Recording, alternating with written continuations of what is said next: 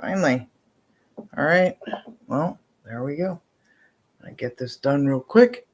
How's it going, everybody? Don't think anybody's up. I should be the only one up right now by myself. So I'm going to whip through these 5, count 1, 2, 3, 4, 5, which is moon boxes. So let's see what we got. These. I have like 5 months of these to go through. We're heading to the coast tomorrow, so I just want to get through this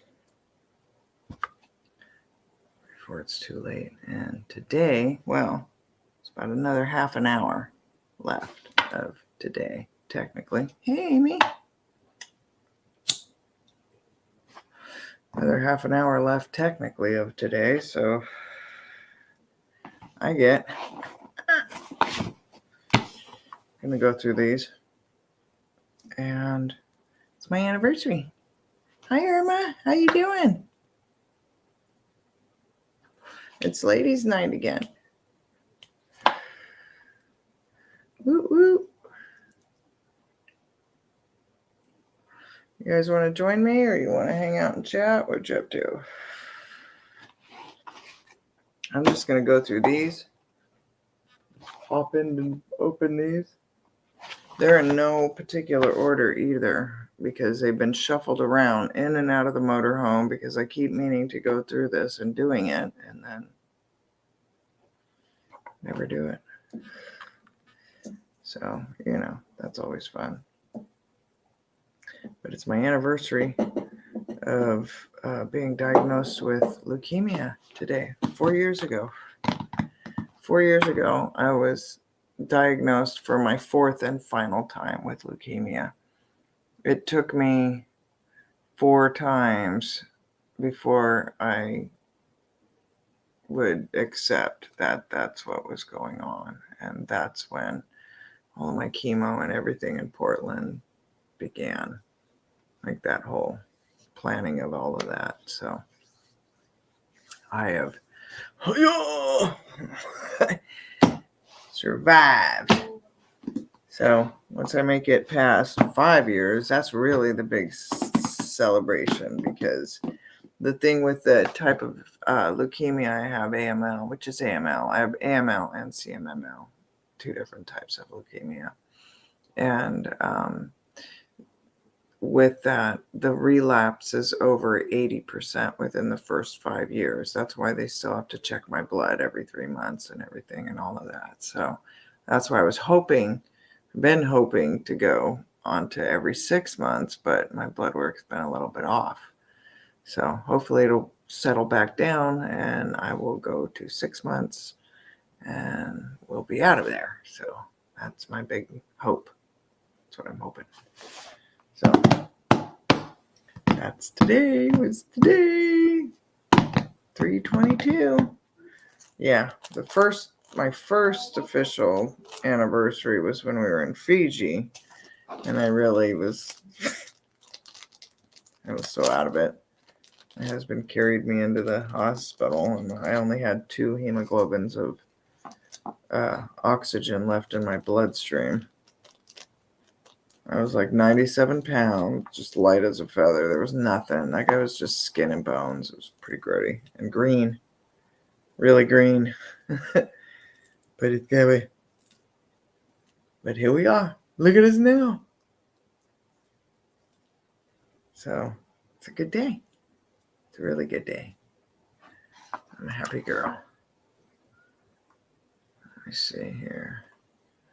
So we will get to this. I'm gonna get this baby rolling and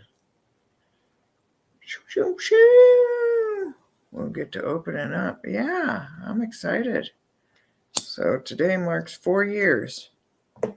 So I have, since my blood work's been off for the last 3 draws,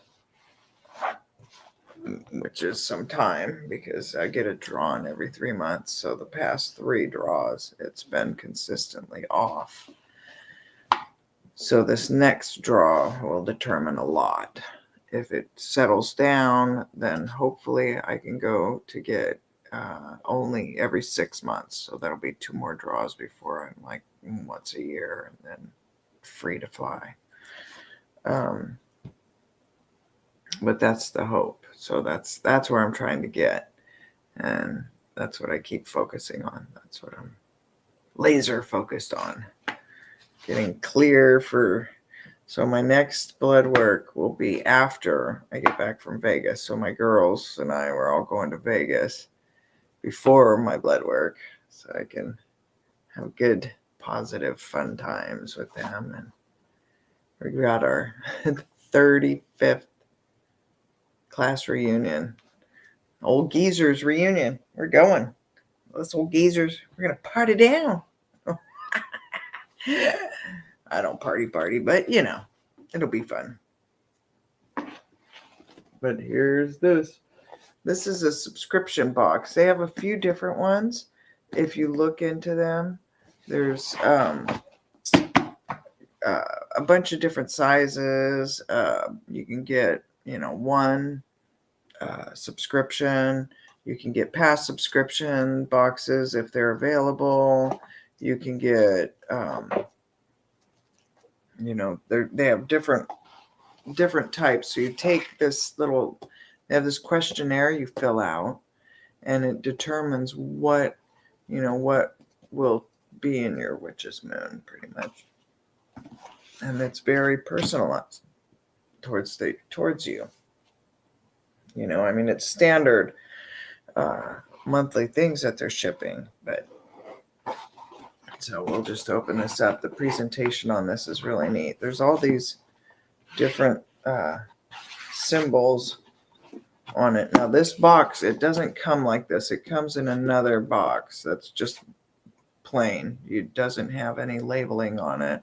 So anybody that, like, I still find myself, like I was talking to Daniela today, and I still find myself getting hung up over this word in particular. I don't know. I guess it's because I grew up Catholic, and all of that. It just has such a negative connotation, left residually, which it's not. It isn't. There's nothing spooky in here. There's nothing negative or dark in here, because I certainly wouldn't. I don't deal with dark things. So, so this is a fun little subscription. All right, let's get this open. Are you ready now? Like I said, I have no idea what month this is for. When we went to Alaska, I didn't think I was going to be gone as long as I was. So when I came back, it was like Christmas. So it always has this beautiful presentation every month. So in it, the first thing I like to start with when I open my subscription box is the letter. So it comes with a letter every month. And it usually has a card with it, but I don't see one. Whoop, whoop. Maybe it's in there. Well, we'll have to see. I don't see one yet. But there's usually a card specifically drawn for you on the letter. So let's see what we have here.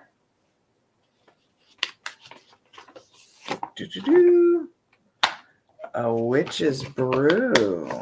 Ooh, I wonder what month this might be for October. What do you think? Oh, boy, was I off. It's for February 2022. Through difficult times and moments of joy and harmony, we find ourselves consumed in the act of creation and contemplation. It is within the wisdom of the earth and divine energies that we source comfort and understanding. We are students of the forest, admirers of the cosmos, and seekers of the divine. let me make sure. With the ability to craft, create, blend, and brew, we are able to find effective solutions to all concerns that may arise. In this very iconic and exclusive collection, we work with a variety of very specific techniques to bring magically beneficial and powerful energies into our space. Join us this February as we work within the magic of a witch's brew.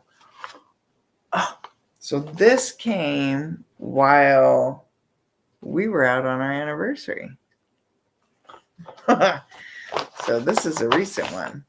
This is nice. Yeah, this is exciting. Exciting.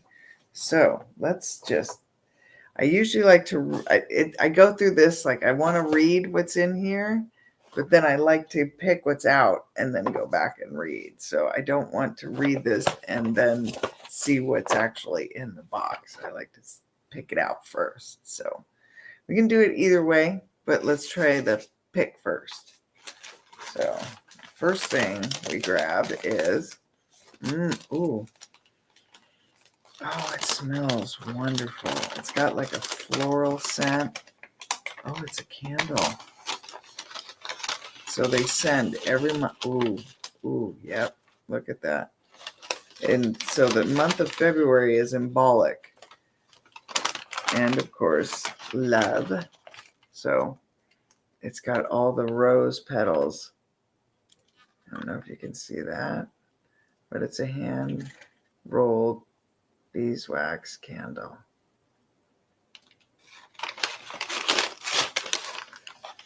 Oh no, Amy. Be careful, hon. That's going to be me tomorrow because we're going to head to the coast tomorrow. And I know I'm going to overdo it. It doesn't take much to overdo it. I don't know if you're like me, but it doesn't take much to overdo it. Your back is out. It does not take much. So let's see what it says about this candle we just opened up. Boy, there's a lot in here. Ooh, I'm like, ooh, don't look at it, don't look at it. Hand rolled, dressed, and anointed, the great creation spell candle. Ooh. We have a hand rolled and anointed this candle with the intention of calling upon our guides to reinforce our true intentions during our rituals. This candle is meant to be a calling forth of creative and intuitive energies to support you on your quest towards manifestation. Before you begin work to create the energy that you intend to surround during your ritual. This can include cleaning, cleansing, and setting the tone for the purpose ritual. We always recommend being comfortable within your space so that you may speak words clearly out loud, enhancing your intentional energy. This candle has been enchanted with lavender, cedarwood, and rose oils, as well as rolled in rose petals and lavender buds. That's why it smells so yummy. Yummy, nummy. So there's the candle, and they always wrap it individually. You know, like obviously, I don't get to these right when they send them to me. So I should. I try. I'm not good at this. I'm trying. I'm learning. It's a learning experience. I don't know what I'm doing, but that's what this is all about. So, oh my goodness. So they always send you different stuff for your apothecary, and they're always beautifully packaged. So there's some benzoin gum. I think that's how you say that. This is wonderful. That's why it smells so good. Frankincense. Now, this was one of the herbs that they brought Jesus, right? Sandalwood. Oh, that's why it smells good. This is incense. So here's some sandalwood incense cones. Oh, that smells wonderful. And then myrrh gum. So we've got frankincense and myrrh and some benzoin. Oh, it smells so good. Yeah. Ooh, that's nice. So in here, myrrh gum. Burned as an incense, myrrh purifies the area, lifts the vibrations, and creates peace. However, it is rarely burned alone, usually in conjunction with frankincense or other resins. Myrrh increases the power on any incense to which it is added. Myrrh is also included in healing incenses. See, sometimes it doesn't matter when you get it, but when you open it, there's always something that's kind of needed at the time. And looky there. There you go. So myrrh is also included in healing incenses and sachets, and its smoke is used to consecrate, purify, and bless objects such as amulets, talismans, charms, and magical tools. Myrrh also aids in meditation and contemplation. It is often added to sachets, usually with frankincense. Scott Cunningham. A powerful protector. Myrrh has been an ally to us in our magical workings. Continue to calm our nerves and keep our minds at ease. Gender, feminine. Planet, moon. Element, water. There you go. Beautiful. Oh, I just love how that works out. Isn't that amazing? Ooh. Ooh. Oh my goodness, you guys. Oh, I got that upside down.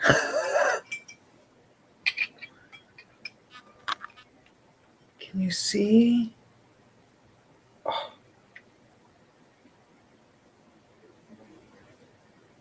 It's the female. This is a time where invoking the great feminine is so needed. Look at that. Look at all the spirals.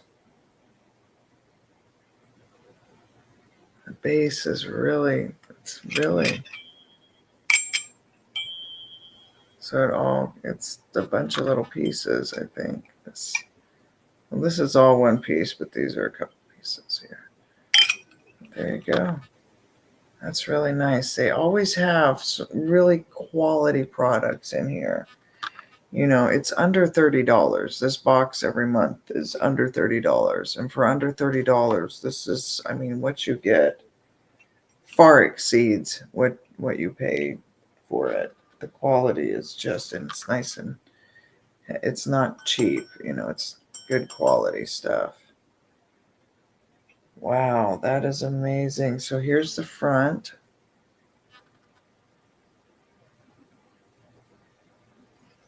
And here's the back. That's beautiful. Oh, that is just beautiful.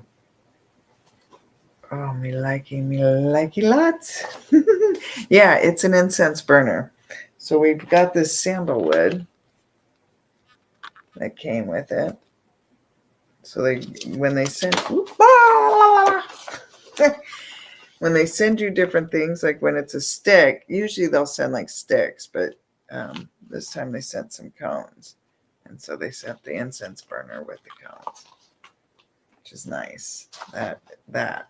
Wow. Oh, I just, wow. Right? I'm really, I'm trying to find the item without looking at, oh, here we go. So it says Goddess Stand Cone Incense Burner. Once pieced together, this beautiful Goddess Stand Cone Incense Burner serves as a symbol of power and creation. With the top removed, you can place a cone incense into the holder. Light the tip and place the lid back into position. You will find the smoke from your incense wafting through the small ornate openings and spreading throughout your space. Place on your altar or within your working space. Always use caution when burning incense or candles. I don't really have an altar, so I need to work on things apparently. Sharon, welcome. Hey, Barry Browning, what's up? Welcome, welcome. It's my anniversary. We're partying tonight. I got all these little boxes, like these subscription boxes, so we're opening them together. Look. Oh, you got to see this cup my husband got. Put sriracha on my sriracha.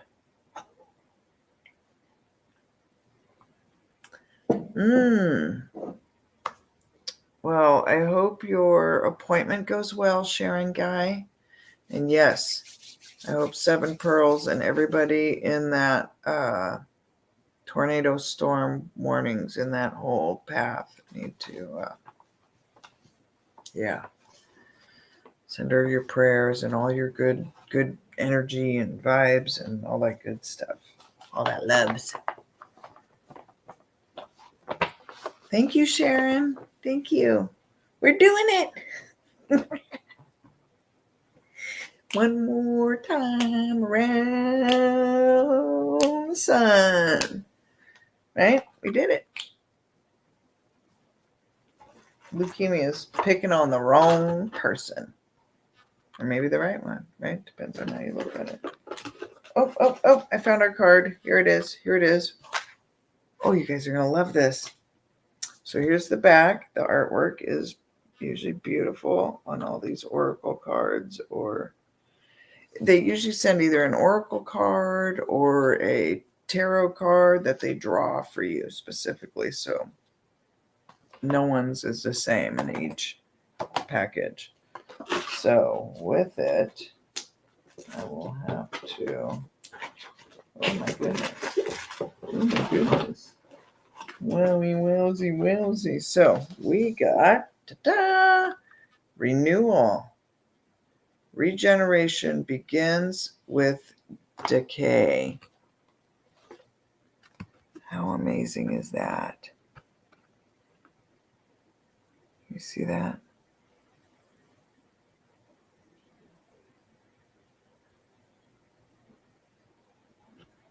I don't know what's gonna.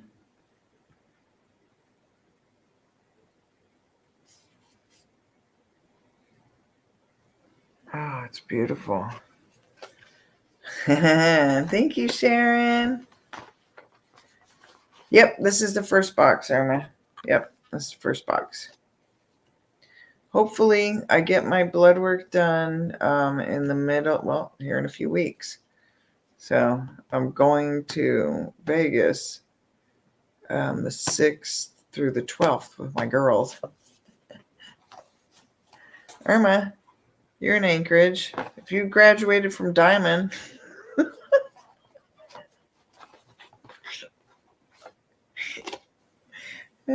anyhow, yeah. So they're having like 87, 88, 89. Those 3 years. They're doing a high school reunion. 35 years in Vegas. But it's just us girls going together. We're going to rent a room. Well, we've already got the room together. We'll go and do some of the events, but there you go. Renewal. How appropriate is that?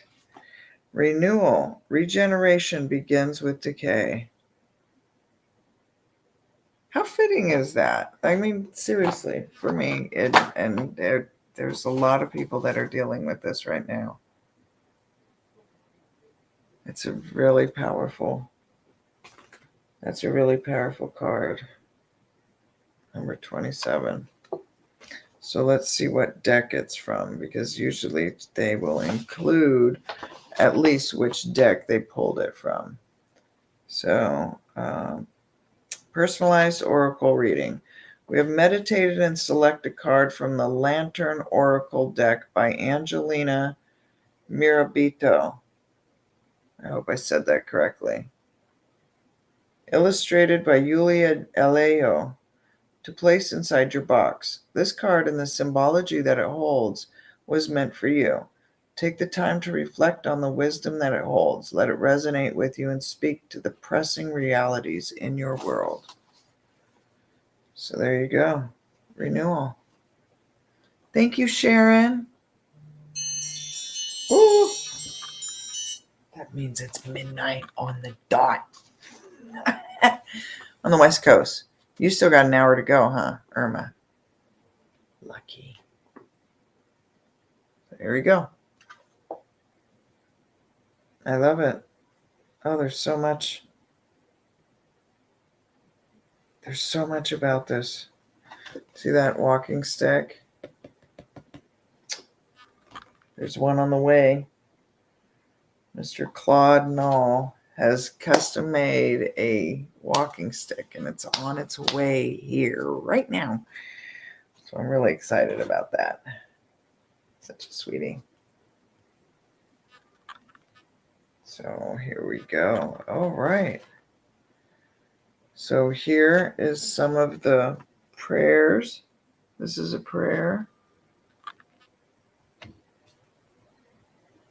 The Great Creation. Oh, that's beautiful. In the essence of the flame, in the essence of this flame. Oh, I shouldn't say this out loud, but this is one of the prayers. It's beautiful artwork. Wow, you can frame these, and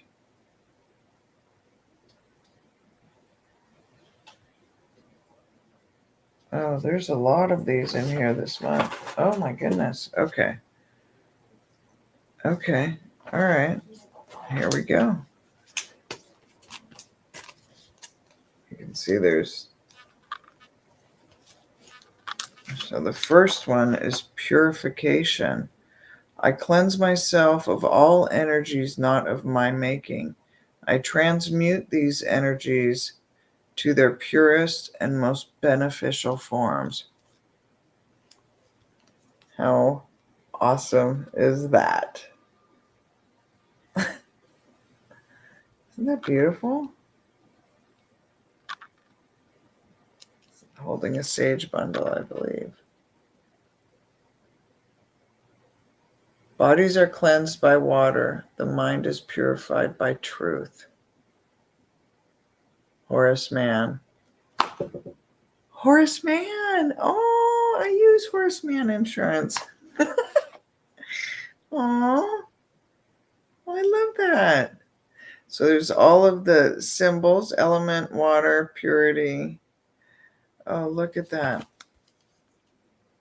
It's really beautiful artwork.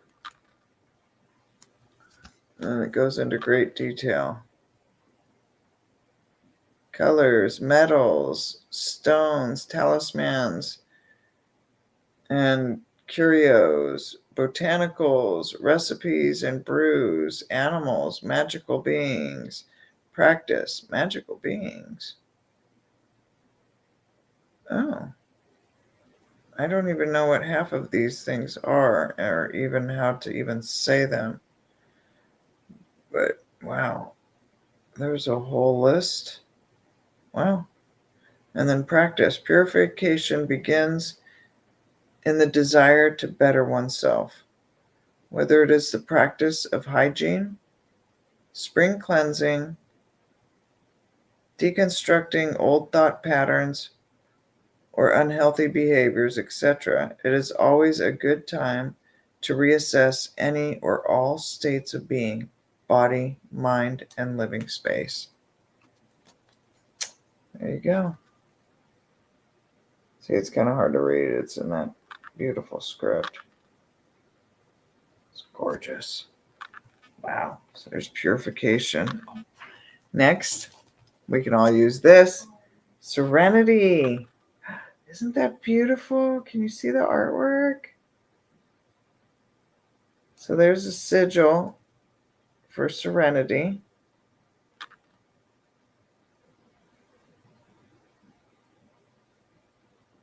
Oh, that's beautiful. I am worthy of peace and harmony. There you go. There you go. Say that. You can say that right there. I am worthy of peace and harmony. Everybody can use some of that. When you make peace with yourself, you make peace with the world.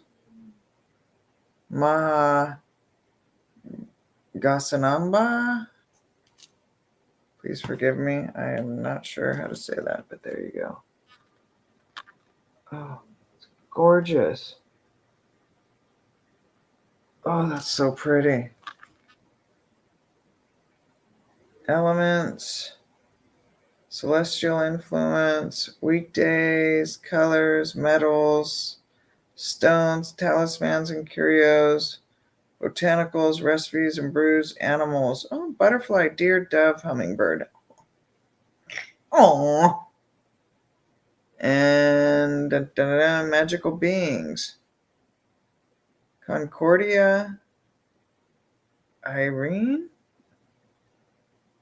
Freya, I think this is what that, Ganesha, Kuan Yin, Maria Leonza, Queen of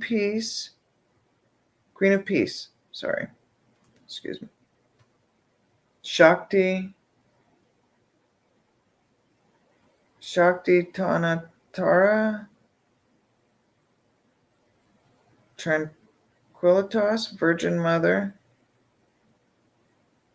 and Yamaya,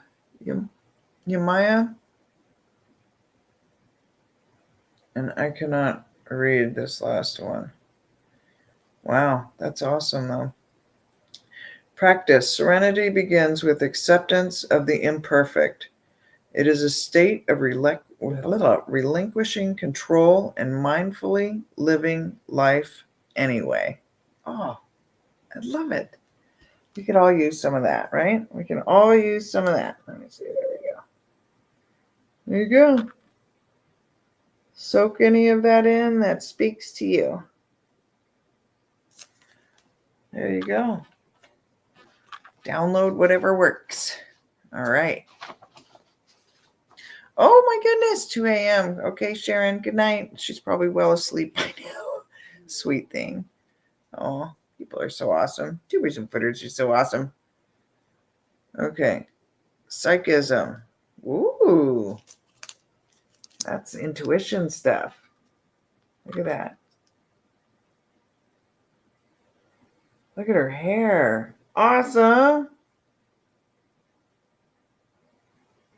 Look at that. That's great. She's holding an incense.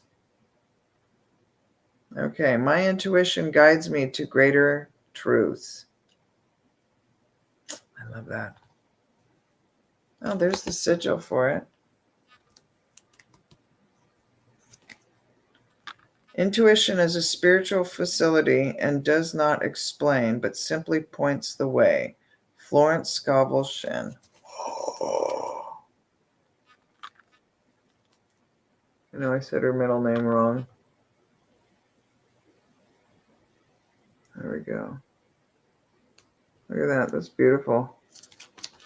Love the artwork. So, elements, celestial influence, weekdays, colors, metals, stones, talismans, curios, botanicals, recipes and brews, animals. Oh, butterfly, cat, crow, dog, hare, horse, hummingbird, owl, raven, serpent. Interesting. They've got the magical beings. Oh, Hecate's in there. Freya. And Thoth. Brigitte. Yeah. Isis. Hermes. Wow, there's a few in there. Okay. Practice. Psychic development begins with first knowing thyself, one's strengths and weaknesses. Further refinements of their abilities lies in observing the subtle energies which surround us, and synchronicities that reveal themselves. There you go. It's a little difficult to read these, but they are beautiful. This one has, oh, there's one more, attraction. That's pretty. Oh, I love that. Oh, the artwork is just amazing. You can see that or read any of it. It is gorgeous. Attraction. I am a vessel for the greatest good. All good things begin with me. That's a beautiful saying. What you think, you become. What you feel, you attract. What you imagine, you create. Buddha. And that is what there's so many other philosophies and stuff that repeat that. Wow. So it has all of the same things on there. Magical beings. Oh, it's got Freya on here too. Gaia, Ganesh, love, Lakshmi, Venus. Wow. Practice. Generally, the energy we express is the energy we receive. We must remain mindful of our thoughts and actions if we want to attract good things into our lives. True, true. There you go.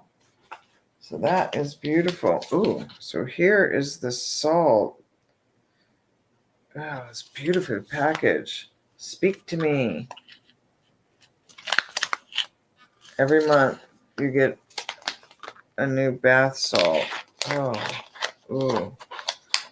Oh my gosh. Oh, it smells like, it just smells like a tropical loveliness. Oh my goodness.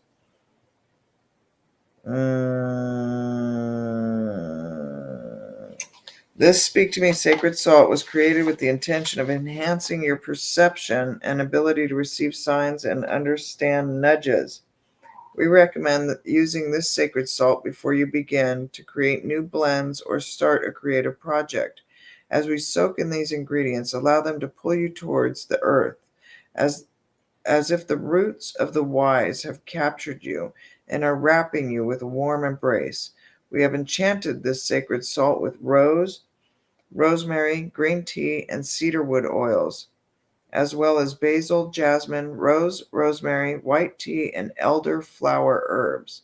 We have also included a special mixture of our psychic enhancement magical oil from our personal cabinet of witchery in the making of this sacred salt. Oh, that is... Oh, it smells so good. Those mixture of those... Oh, my goodness, the scents. I would have never imagined to mix any of those scents, like basil, jasmine. But the cedar wood, you can smell it. It just, it adds that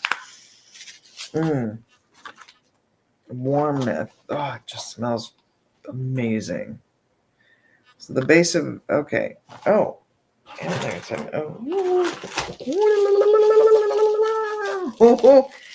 yeah, bath salts. And they say if you can't use a tub, because sometimes when my nerves are fired up, just water, it's hard to explain, but oh my gosh, it will be enough to send you through the moon.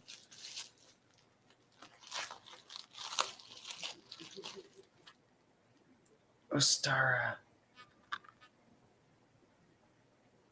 Here we go. Ostara Magical Anointing Oil. We have created this magical anointing oil with the intention of celebrating the promise of new life while the spring equinox approaches. This special blend has been made to bring bright, clean, and vibrant energies to you and your magical tools. We have added this Ostara blend to this collection to ensure you have it before Ostara arrives near the end of March. We have enchanted this magical oil with yang lang, rose, lavender, and sweet orange oils, and have included jasmine, rose, and elderflower herbs as well.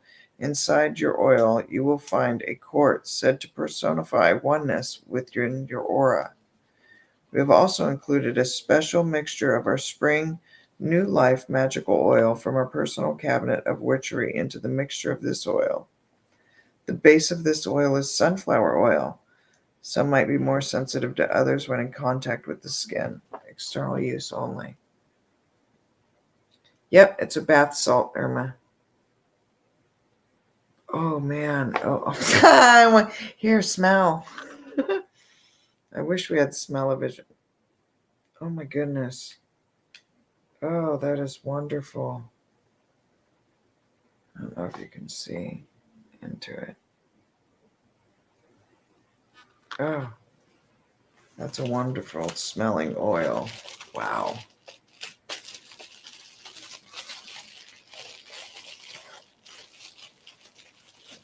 They're always nicely packaged, too. And then, we got a new book. The Complete Book of Incense Oils and Brews by Scott Cunningham. Well, fancy, fancy pants. Look at this. May the spirits of nature speak to you within your craft. Blessed be the Witch's Moon. Another custom book for Witch's Moon only. Learn the art of magical cookery in this new book by Scott Cunningham. Oh my goodness. So Scott Cunningham practiced elemental magic for over 20 years. He authored of more than, that doesn't sound right. He authored of more than 30 books, both fiction and nonfiction, 16 of them published by Llewellyn Publications. Scott's books reflect a broad range of interests within the New Age sphere, where he was highly regarded. He passed from this life on March 28, 1993, after a long illness. Oh my goodness. So there are incense recipes in here. Oh, bouquets. Oh my goodness. This is really, really complete. So there you go. Yep, all of this came in one box. Under $30. It's less than $30, these boxes are. So part 1 is basics on magic, on proportions, empowering rites, ingredients, creating your own recipes. Part 2, processing and recipes, incense, oils, ointments, inks, tinctures, herb baths, bath salts, brews, ritual soaps, sachets or herbal charms, powders, miscellany of recipes. Part 3, substitutions. And then there's all these substitutions, planetary substitutions, elemental substitutions, astrological substitutions. And then there's a glossary with appendix of colors, appendix of sources, and then, of course, the bibliography. Love soap, luck soap, money soap, moon soap, Isis soap. Wow. Healing bath. Oh, let's go back to that, if I can find it. Just kind of flipped out of there. Oh, wow. Healing bath. We could all use some of that. Where'd it go? Where'd you go? Where'd you go? Here we are. Break the habit bath. Wow, 2 parts rosemary, 1 part lavender, 1 part lemongrass, 1 part lemon verbena, 1 part sage. To rid yourself of negative, baneful habits, as well as their root causes, place the sachet in the tub. After it has colored the water, step into it, lie back in the water, and visualize yourself happily avoiding the habit or other negative conditions, smoking, drinking, drugs, depression, obsession, and so on. Visualize the water absorbing your desire and need for the habit. See in your mind's eye all the energy you've been giving to this negative condition seeping out into the water. When you visualized all that you can, pull the plug and sit in the tub until the water has drained out. Splash fresh water onto your body, washing away all traces of the taint. Repeat daily. Wow. Wow, so there's dieter's magical bath, energy bath, divination, exorcism bath, love bath, healing bath. Here we are. 3 parts rosemary, 2 parts lavender, 2 parts rose, 1 part peppermint, 1 part cinnamon. The last 2 ingredients would do me in. Luckily, there are only 1 parts of each. To be used, of course, in conjunction with conventional medical attention. Of course. That should go without saying, but apparently you have to say that kind of stuff. So, to help shake off a cold, add 2 parts eucalyptus to this formula. Avoid bathing if your doctor so informs you. There you go. There's love baths. Oh, lots of love baths. Money baths. Wow. Protection baths. Wow. All of that. That's pretty neat. So there you go. So this would be the February Witch's Moon collection. Wowzer, wowzer, wowzer. Looky. And it looks like, yep, I have gone through this. Because I must have taken, is there a stone that would have been in here?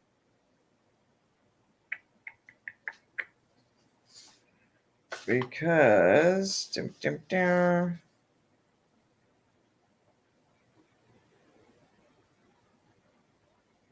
nope, sorry.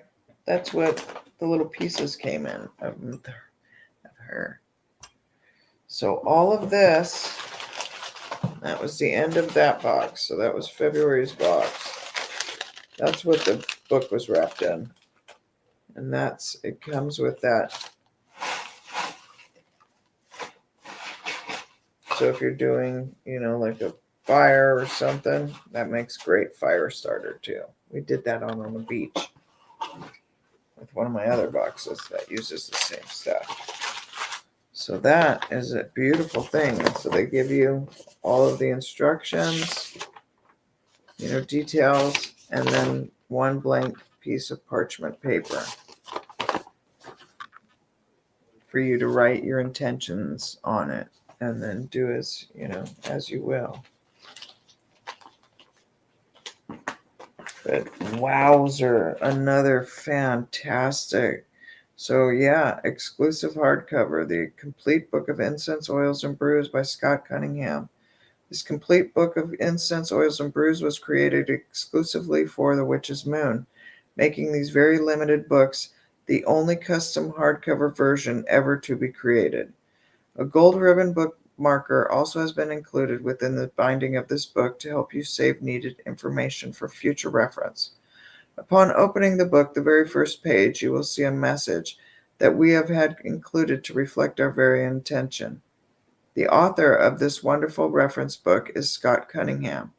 Scott Cunningham, well, we already read that, so I'm not going to read that to you. His work, Wicca Guide for the Solitary Practitioner, is one of the most successful books on the Wicca ever published. Scott Cunningham was a close friend to the notable Raymond Buckland and a member of the Serpent Stone. We have received special permission from the Scott Cunningham estate to have this publication printed in hardcover exclusively for our subscribers. For centuries, the composition of incenses, the blending of oils, the mixing of herbs have been used by people to create positive changes in their lives. The actual formulas for such magical incenses, oils, ointments, and brews, etc., were previously kept secret, locked within witches' spellbooks or magicians' grimoires. With this book, the curtains of secrecy have been drawn back, providing you with practical, easy-to-understand information that will allow you to practice these little-known methods of magical cookery. Oh, I'm screwed because I can't cook to save my life. Scott Cunningham, world-famous expert on magical herbalism, first published The Magic of Incense, Oils, and Brews in 1986. The completed Book of Incense, Oils, and Brews is a revised and expanded version of that book. Every page has been clarified and rewritten, and new chapters have been added, nearly doubling the size of the original. Cunningham provides important information on the basic principles of magic, teaching you how to empower herb mixtures with personal power to attract money and love, heal yourself and others, increase psychic powers, heighten spirituality, promote physical energy, stimulate mental activity, and more. The secret art of herb magic is a gift passed down through the ages. In this age of advanced technology, there is still a simpler way to tap into the rich powers of nature through the magic of herbs. This book can be a wonderful companion to you while you work to create new blends and brews. We would recommend using small markers to notate the pages that you are currently working on, or to easily take you to a specific recipe that may be needed at the time. As you experiment with new ways of creating oils, incenses, etc., we urge you to write these experiences down in your Book of Shadows, revisiting them and taking notes for future reference. We truly hope that you find your new inspiration and technique in this magical book for many years to come. May the spirits of nature speak to you within your craft and workings. We are so thrilled to be able to include 4 Book of Shadows art prints that provide correspondent information for 4 different intentions. These can be referred to when creating spells for each intention and can prove to bring inspiration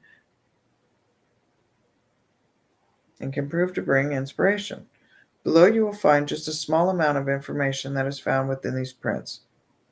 Beautifully written and illustrated by A.E. Alden. Corresponding sigils created by G. Ibis. There you go. So there you go. How did I find these? Irma, when I was sick and dealing with, I was actually in the hospital receiving chemo, and I was looking for all sorts of healing, self-help, like self-care, self-love, those kind of things. And all of these kind of boxes showed up, were returned. There's a Crate Joy, Crate Joy.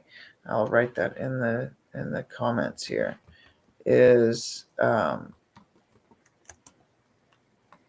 another place where you can go to get access to a variety of subscription boxes. And so that's where I found all these little goodies. It was on Crate Joy. So there you go. That was the Witch's Moon, February 22 unboxing. Wow. What? I am just impressed. Again, they exceed my expectations every time. Every time I am just blown away, in awe. Just completely blown away.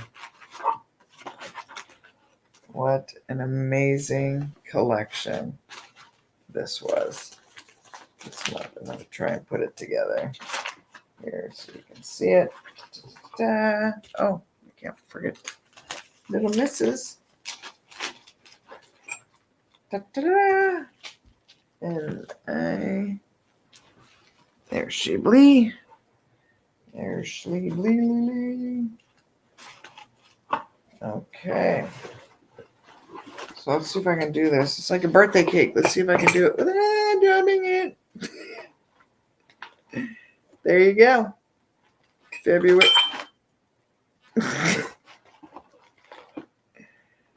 February 2022.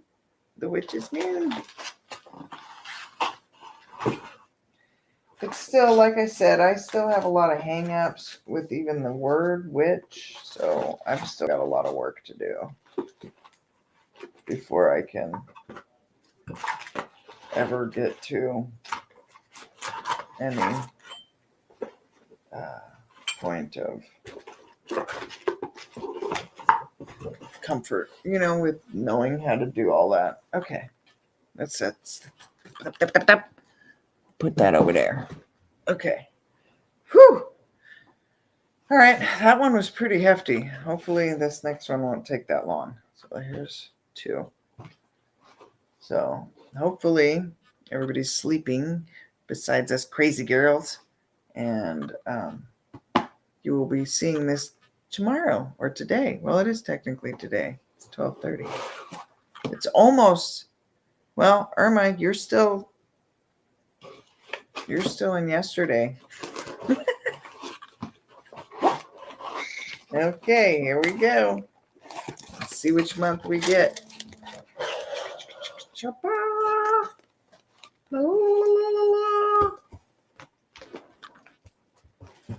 Okay. Ooh. See, so this is how that envelope comes. There's the artwork. Celestial Rose of Ma. Ooh. The searching in the dark finds the light of faith revealed in love. Love it. The spiritual gift is on its way to you. This gift signifies the close of a period of suffering.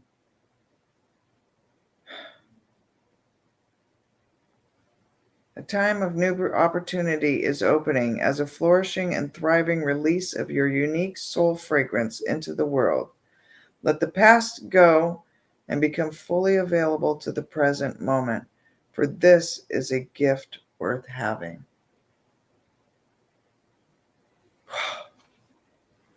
That just smacked me right in the gotcha.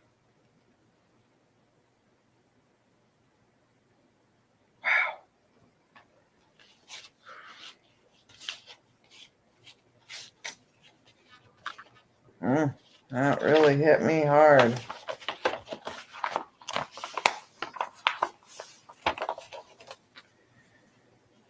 Whispers of the Oak.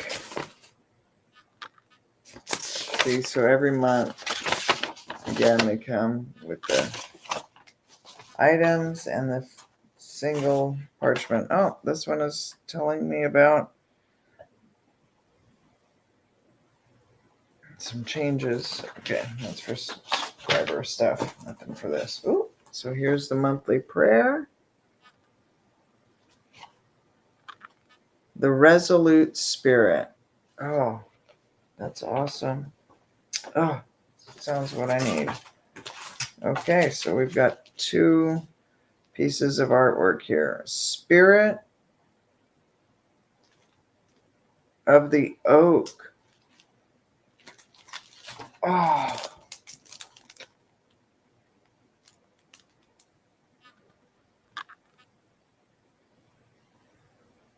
That's beautiful. That is beautiful. Spirit of the Oak is mighty and majestic, keeping watchful eye over all that is sacred. As the ultimate emblem of the environmental guardian, the oak spirit reminds us to work in accordance with what nature provides. It is from nature that all life emerged. It is nature that supplies us with resources to ensure our survival and prosperity. The spirit of the oak prompts us to remember that our fate is interwoven into nature and is an excellent reason to preserve it. Oh, beautiful. That is beautiful. Ooh, Storm Moon.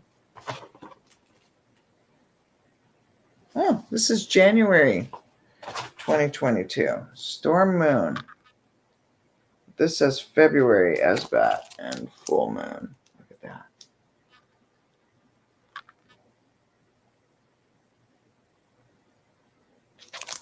Beautiful.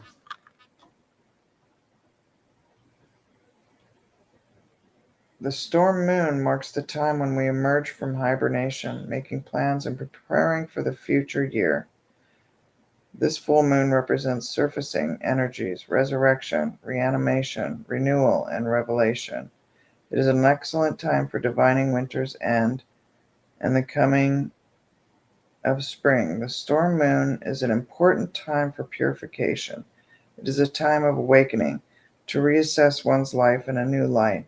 It is a time to release harmful attachments, blockages, or self-sabotaging behaviors. As a transitional time between seasons, it is also a wonderful time to explore the limited, honoring spirited guides, whether ancestral, animal, and elemental. That's liminal. Sorry, liminal. It is also a potent time to responsibly explore passions and desires. Oh, it's beautiful. Oh, there you go. Let's see. And so they sent this month juniper berry, white oak, and grapeseed.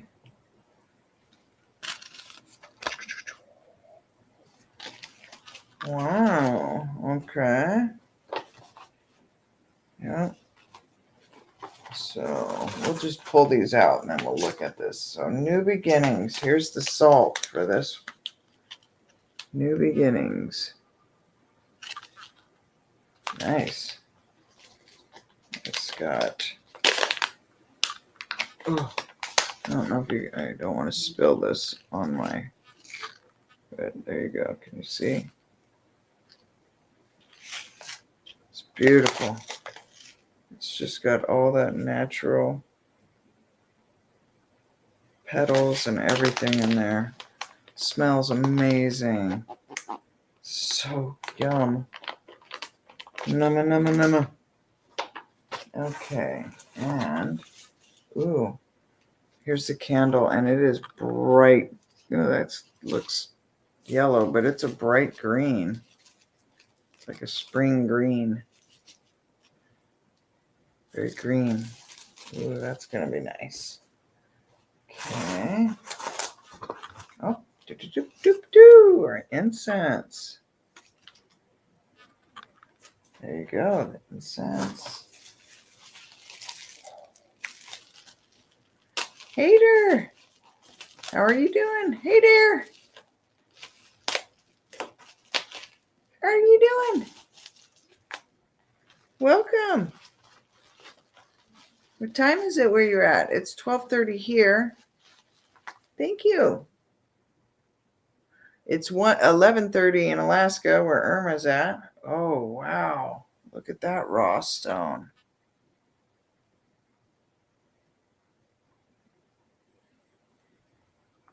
Oh, I wonder what that is. I don't want to spoil it. But last time I tried looking for stuff and it just took too much. So we're just going to whip through this, check them out, and then... Ooh, this must be the oil. Go ahead and ask a fashion question. We can try.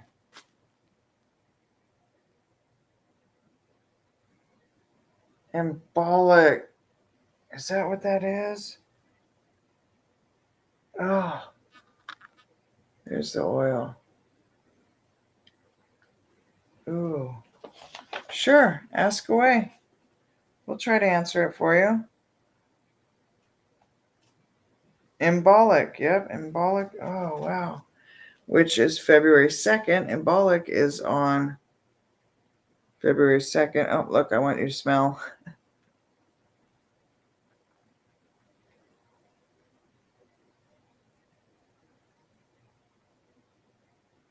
There you go. Which is the day we were married on. My husband and I got married on February 2nd. 020202. So we just celebrated our 20th year this year. Beautiful. Okay, what's hiding in the bottom of here? There's something in plastic and wrapped up. Ooh. Ooh. Feels like something to hang on the wall or something. Possibly. Ooh. Sorry if that squeaky is too squeaky. Can you please show us how you tie shirt sweater around waist style? Hey Dar, you asked us that question last time.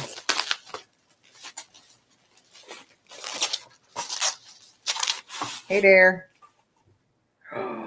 Oh my goodness, you guys, look at that.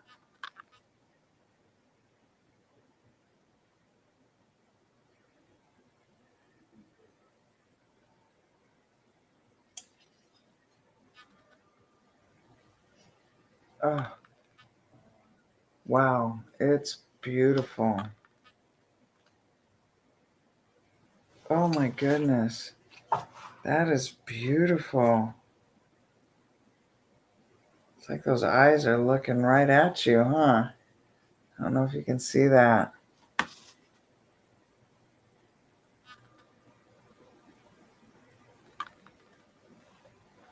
Wow.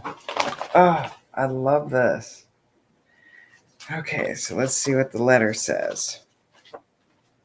Whispers of the Oak. As the days start to become longer and the promise of new life is reintroduced, we remind ourselves of the sacred place in which we stand. We reconnect our path of growth with a spirit of resolution. We focus on absorbing new information and setting goals that exceed our expectations.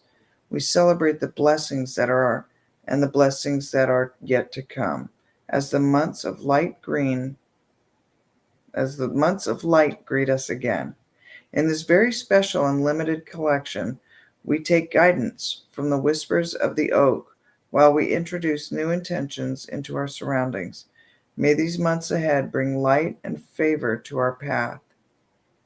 The magical items in this box are as follows. Winter Oak Green Man Plaque. This wonderful Winter Oak Green Man plaque has been made of cold cast resin and hand painted by skilled artisans.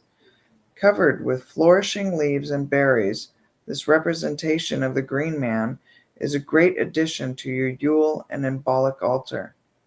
The Green Man has been represented in ancient rituals and mythology dating back thousands of years, spanning a variety of cultures, and still maintains the recognizable leafy green face to this day. Among the many meanings and information that has been published about the lore of the Green Man, there is one recurring truth.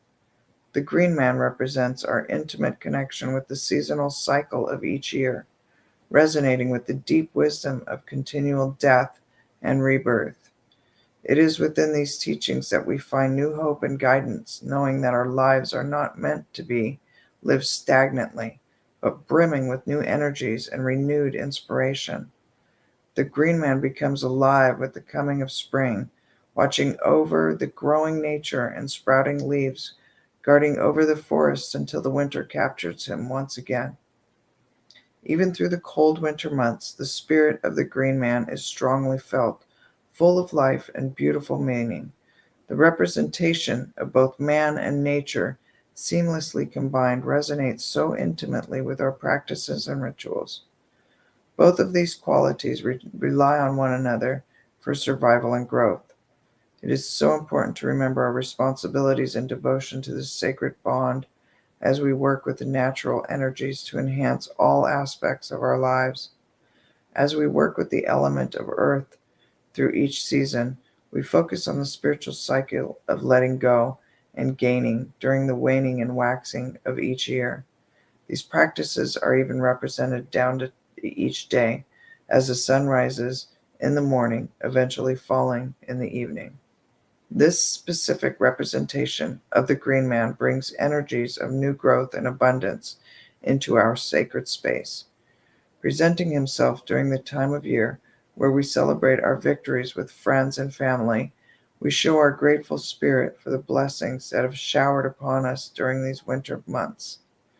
This is a perfect time to connect with nature spirits, calling upon them and working with their favorable energies. While providing offerings and rituals dedicated to these spirits at this time, we ensure that our spiritual crops are richly fertilized and abundantly full of nutrients for the coming months. It is the pacts with nature that we create as soon as the sun returns that will carry us through. The Green Man brings us closer to nature, where we are called to be. His energies remind us of our connection and responsibility to life that is found within the soils and sprouts of each natural being. We urge you to listen for the whispers of the oak, heeding his call to connect again with the natural instincts our practice and rituals are so sacredly based on. As you hang this plaque in your sacred space, take the time to connect with the very special energy that surrounds this time of year. Finding hope in the new beginnings we have the opportunity to embrace as the sun captures the sky once again. Ah, that is amazing. That was just wonderful. So there you go. There he is. So this is for the January 2022 Witch's Moon. And it has the hand-rolled Nature's Awakening candle. And that one is rolled with the intention of focusing our energies on this sacred time of rebirth and renewal. Okay. So we're not going to go ahead and read all of this. I think you kind of get where all of the different stuff. So we've got white oak bark. Oak has been long a sacred source of magic throughout history, dating back to the Druids, who traditionally would not meet for rituals unless there was an oak nearby or present. In addition, the oak brings to life the image of witches dancing beneath its wavering limbs, calling upon spirits during ritual. Carry a sachet of white oak bark with you during your day to draw good luck towards you. The sacred oak is the wonderful symbol of protection and strength, and is a great addition to any new beginnings blend. Elemental association: fire. Planetary connection: sun. Magical abilities: protection, healing, good luck.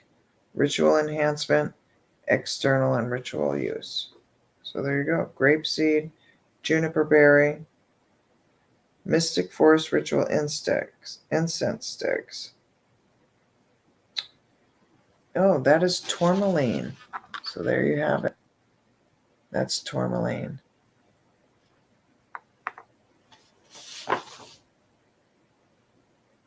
So there you go. That was our Whispers of the Oak, January 22, the Witch's Moon. And these are subscription boxes that you can get.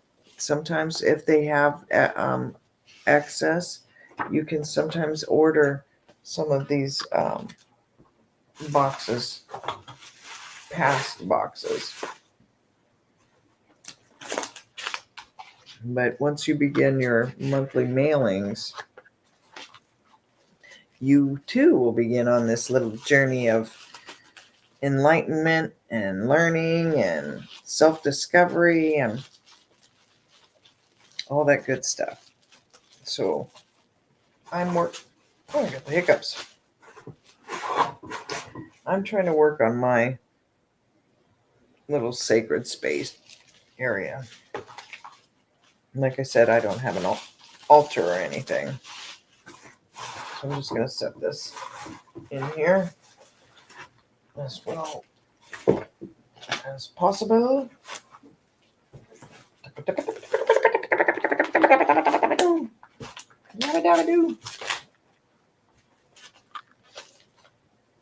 Oh, it just smells divine too. So, voila. There you go.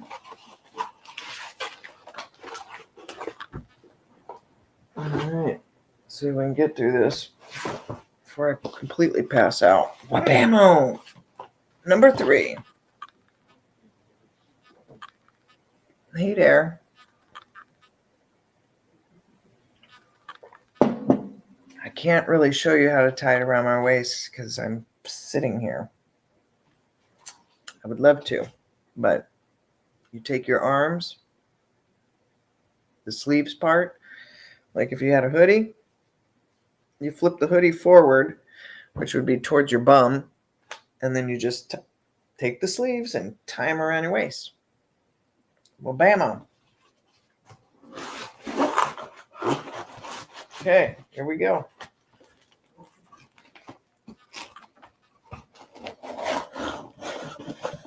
There you go, Hadar. Hey there. And there we go. So which is this? Ooh. The back of this card artwork is beautiful. Ooh, be vigilant.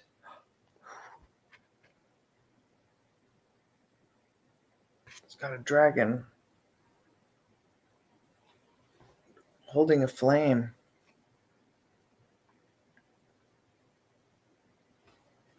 Be vigilant. Oh. A Yuletide destiny. As we journey towards Yule and the winter solstice, we slow down to celebrate and enjoy the time we have with friends, family, and acquaintances. Oh, that's awesome. So this is December 2021. And that's the December 2021 Witch's Moon. I need to get rid of these hiccups. So here is the prayer.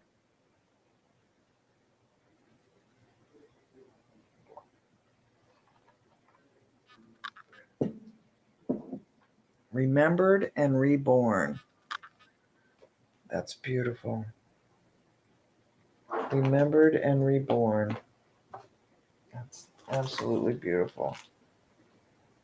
Oh my.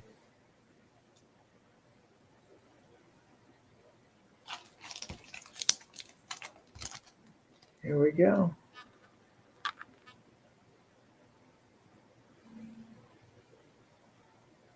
Tasseomancy. All right, Irma. Have some good rest. I just need to get through this tonight. We're heading to the coast tomorrow. We're not going to have any reception or anything for a few days. And I just cannot let these sit any longer. They need to be gone through. Tasseomancy. I'm not sure what that is. Is a divination or fortune-telling method which interprets patterns in tea leaves, coffee grounds, or wine sediments. Oh.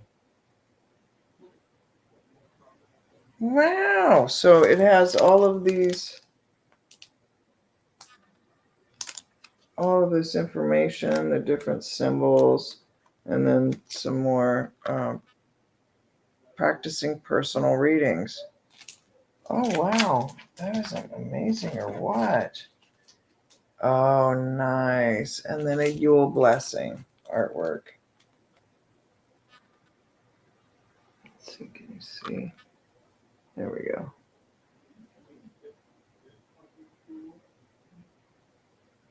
Wow. That is beautiful. Oh my goodness. Oh, we've got a box and a box within a box to open. A box within a box. Oh, there's definitely going to be some tea in here because we got a muslin bag. Oh, okay. So this is how the salts come too. Winter blessings. Nice. So the salts come in these packaging. Oh, wow, it smells like Christmas. Ooh, man. Tickles the nose. It's got like spearmint and Something sweet in there too.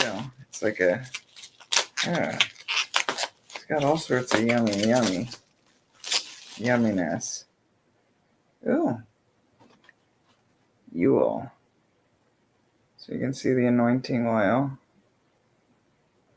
It's got herbs and a crystal in there.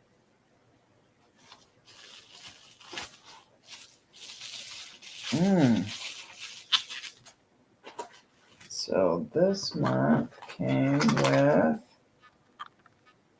oh, here's the tea. Mulling spices and herbal tea. So, oh, that's nice.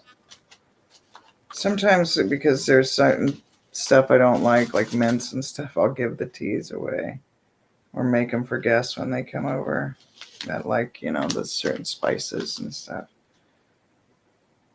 Ooh, another one. Winter's Prophecy.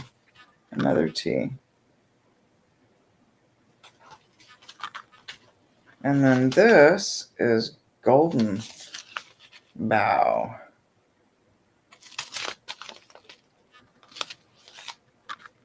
Okay, so let's see what, let's dig over here. Oh, here's our incense sticks.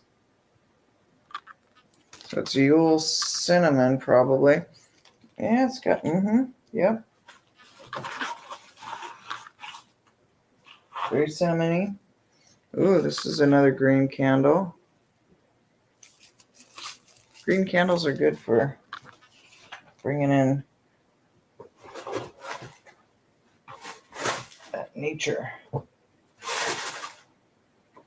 Okay, let's see what's in here. Ooh, it's got like a satiny. Ooh, it's padded. What's in here? Oh, I'm nervous. I don't want to break it. Let me just. Oh, wow. Oh, I don't even know what to say. Oh my goodness. Can you see that?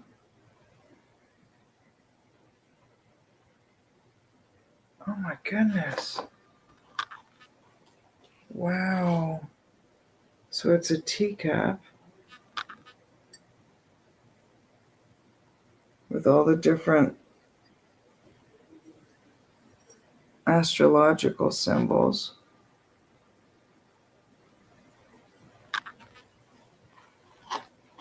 Oh my goodness. And this beautiful spoon to go with it.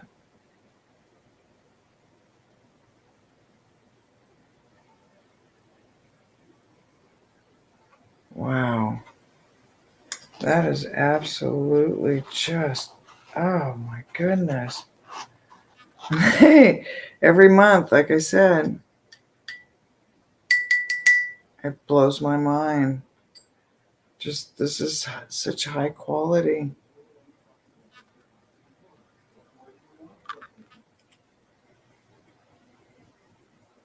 Wow. It's beautiful. Beautiful, beautiful, beautiful. Oh my goodness. Wow. Oh, I'm just blown away. There you go. Stunning. The box smells good too. Oh, wow. Wow. That is a beautiful, beautiful exclusive Divination Teacup by the Witch's Moon. We have worked on this very special Divination Teacup for almost 2 years and are so thrilled to finally include it within this exclusive collection. Oh, please note you will find the saucer. Oh, you'll find the saucer to your set underneath the teacup padding. The box that this set is placed in has been made specifically for this box, keeping your teacup safe when not in use. In addition, the spoon has been included when you simply just want to enjoy a relaxing cup of tea. Tea leaf reading or tasseomancy has an absorbent amount of information tied to its uses. Oh my goodness. Okay. Oh wow. Oh wow. Oh my goodness. Look at that. Oh, I want to drop it, but wow. Wow. Wow. Wow.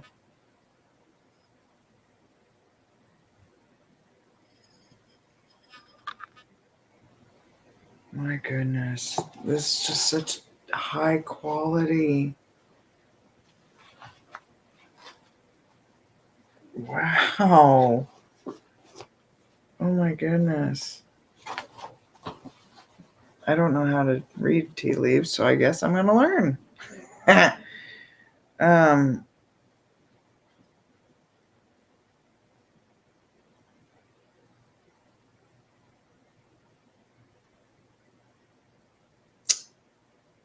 it is so important to remember to find what feels the most fitting to your personality and practice. Any information you find is simply a recommendation and does not determine what may best suit you. The history and origin of tea leaf reading is hard to pinpoint, yet there are many examples of where this form of divination may have come from.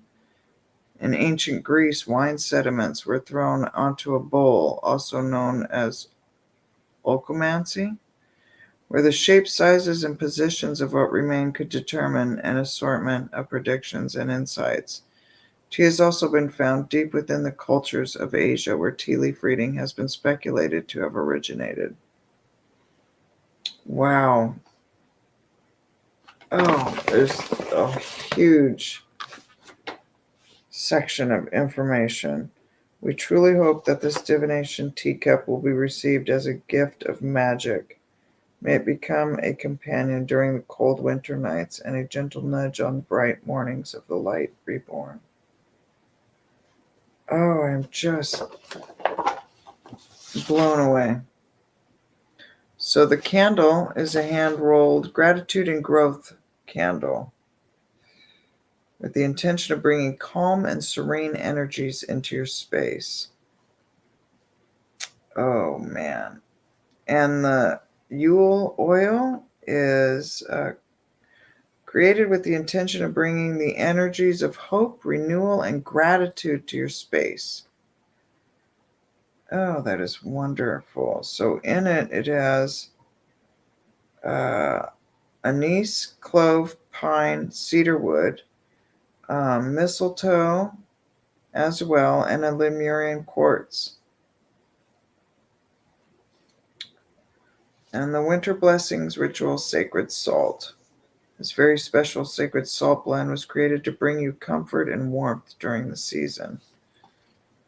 So there you go. And the cinnamon incense sticks. So mulling spices. Dating back to 2nd century Rome, mulling was a practice used when wine was heated and infused with various spices and herbs, creating what is known as mulled wine, or later wassail.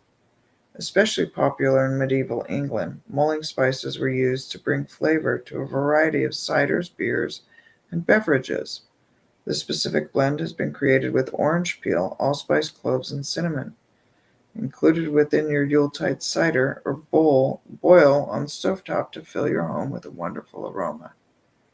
Oh, that sounds wonderful. So this was the December 2021, a Yuletide Destiny. There you have it. Tweet, tweet, tweet. Oh, absolutely amazing. Oh, I'm so, wow. Wow. In awe. In awe, in awe, in awe. Okay, hopefully everybody is long asleep. If not, and you're still here, well, awesome. Look at you go. Look at us party animals up all night. There you go. Try and put this back into the packaging here.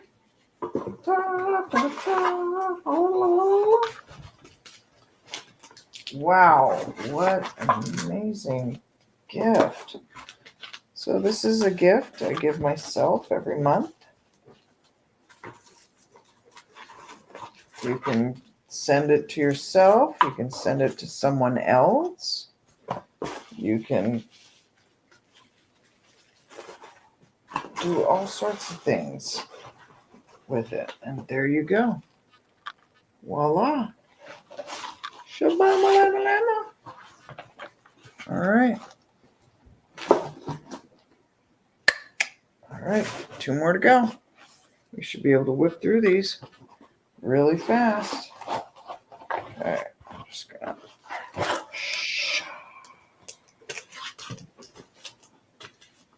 Ooh. Ooh, ooh. Wow. I think I've had this card before too. Love and light. Honor the old ones in deed and name. Let love and light be guides again. The witch knows you honor the past and walk your path with love and light leading the way. Well done, magical child. It's me. So here we go. It's always nicely bound. Goddess of the night. Ooh, that's what we are tonight. And this one is September 2021. Let's see what we have awaiting us in here. Ooh, a new sigil. Oh, the point up. So there's your new sigil. Not sure what the sigil is for.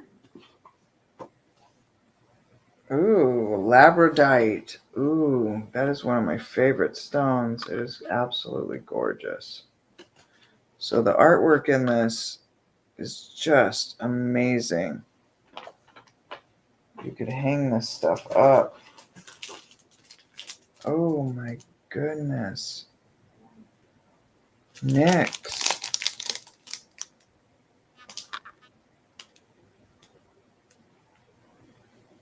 Huh. Wow. Just made me think of the subduer of gods and men. Wow. Okay. Wow. Amazing. What's this one? The Harvest Moon. September Harvest Moon. The artwork is just stunning.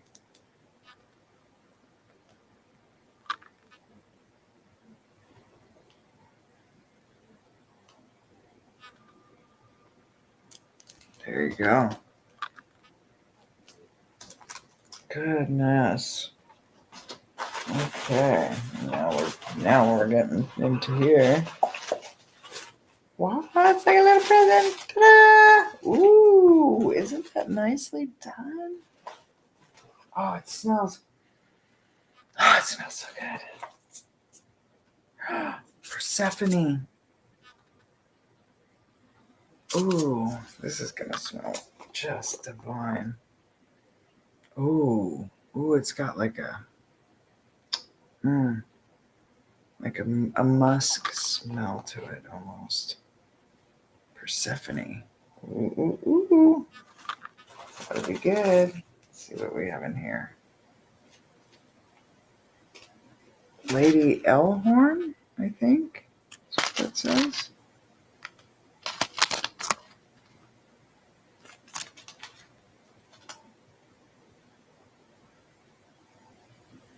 The Nox plan.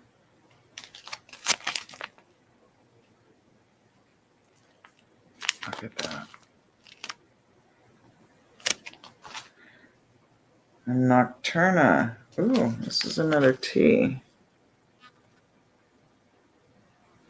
Another tea blend they sent. Nummy. So there will be a muslin bag in there. Yep. Voila. Oh, first thing first was the oil. Let's see what we got in here. Bam. Oh, beautiful. The packaging on this is always so amazing. Let's see if it changes.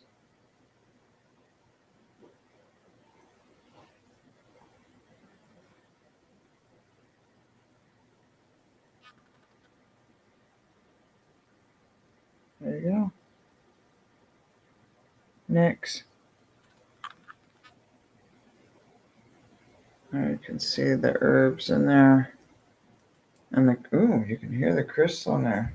It's a big chunk. Nice. Oh, we didn't smell it. We gotta smell it. Gotta smell. Ooh, it's kind of spicy almost. It's got kind of some deep woody overtone, like. Okay, let's see here. Oh my. So we've got our candle that looks like a deep purple or bluish. Looks blue on there, but it looks purple here. And here's our incense. Night jasmine. That's what I'm smelling. Nummy. Oh, I love night jasmine. Oh.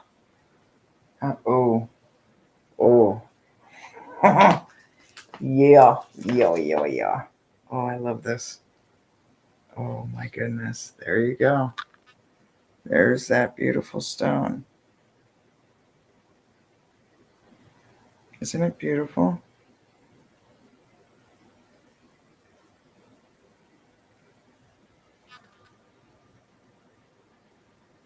This isn't really doing it much justice, but it is so full of colors and just shimmers. This bright blue, and there you can kind of see. Oh, it's incredible. It's a beautiful stone. Beautiful stone. Oh my goodness. Yes. Labradorite. Is that how you say it? Labradorite. Labradorite.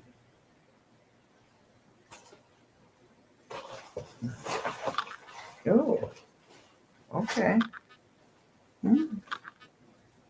Let's get all the little shavings off of there. What is this? Oh, I'm very intrigued. It smells yummy. What do we have here? It's got like feathers. Oh my goodness. Oh, and some weaving. Oh my goodness, you guys, look at that.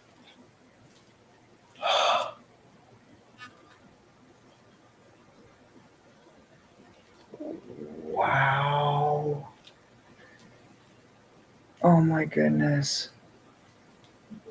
Oh my goodness. Can you? Oh, it is beautiful. Look at this. Oh my gosh. You guys have no idea. Oh my god. I used to collect feathers. Oh wow. This is beautiful. This is so beautiful. Oh my gosh. Oh, it smells wonderful. Look at the feathers. They're gorgeous. Oh my gosh. This is amazing. Oh. I love it. Goddess of the night, as the sun sets and the chariot of darkness travels across the sky, the spirits of old and new, wise and written, dance among us as if the stars sparkling within the blackness of night. Within this deep and powerful space, we begin to connect and convey our intentions and willingness to study and practice. It is within the depths of this beautiful darkness that we find protection and urges of guidance from the goddess of the night. In this very exclusive and unique collection created over many, many moons, we delve into the secrets and sanctuary of the Nightfall. So this is a handmade talisman of the goddess Nyx. We have truly connected with this beautiful power that surrounds the dark goddess of the night, Nyx. It is said that the night was represented and embodied by this Greek goddess, born before all other elements and gods thereafter. It has even been known that Nyx gave rise to the great cosmos in which the earth was born. Oh my gosh. So this gives us amazing. Hey Sandra, Mystic Walks. Hello, how you doing? Welcome. Oh my gosh. So this is the Goddess of the Night, September 2021, which is Moon box. Oh my goodness. I'm going to pull that back up for you again. Look at that. Look at how long it is. This is like outstretched. Look at it. Amazing. I'm in love. I'm just in awe. This is one of those, I get these subscription boxes. They're like little gifts for myself, a present for myself. Oh, this is just amazing. Oh my gosh. Oh, I love it. I just love it so much. So I had a bunch of them like backed up. So I was trying to get through them all. Oh my gosh. So we've got that talisman, the Nyx Book of Shadows artwork, the Goddess of the Night sigil. So that's what this sigil is, the Goddess of the Night sigil. Oops. All right. Where'd it go? There it is. So that's what this sigil was. So there you go. Oh, I am just loving it. Okay, so what else did it say?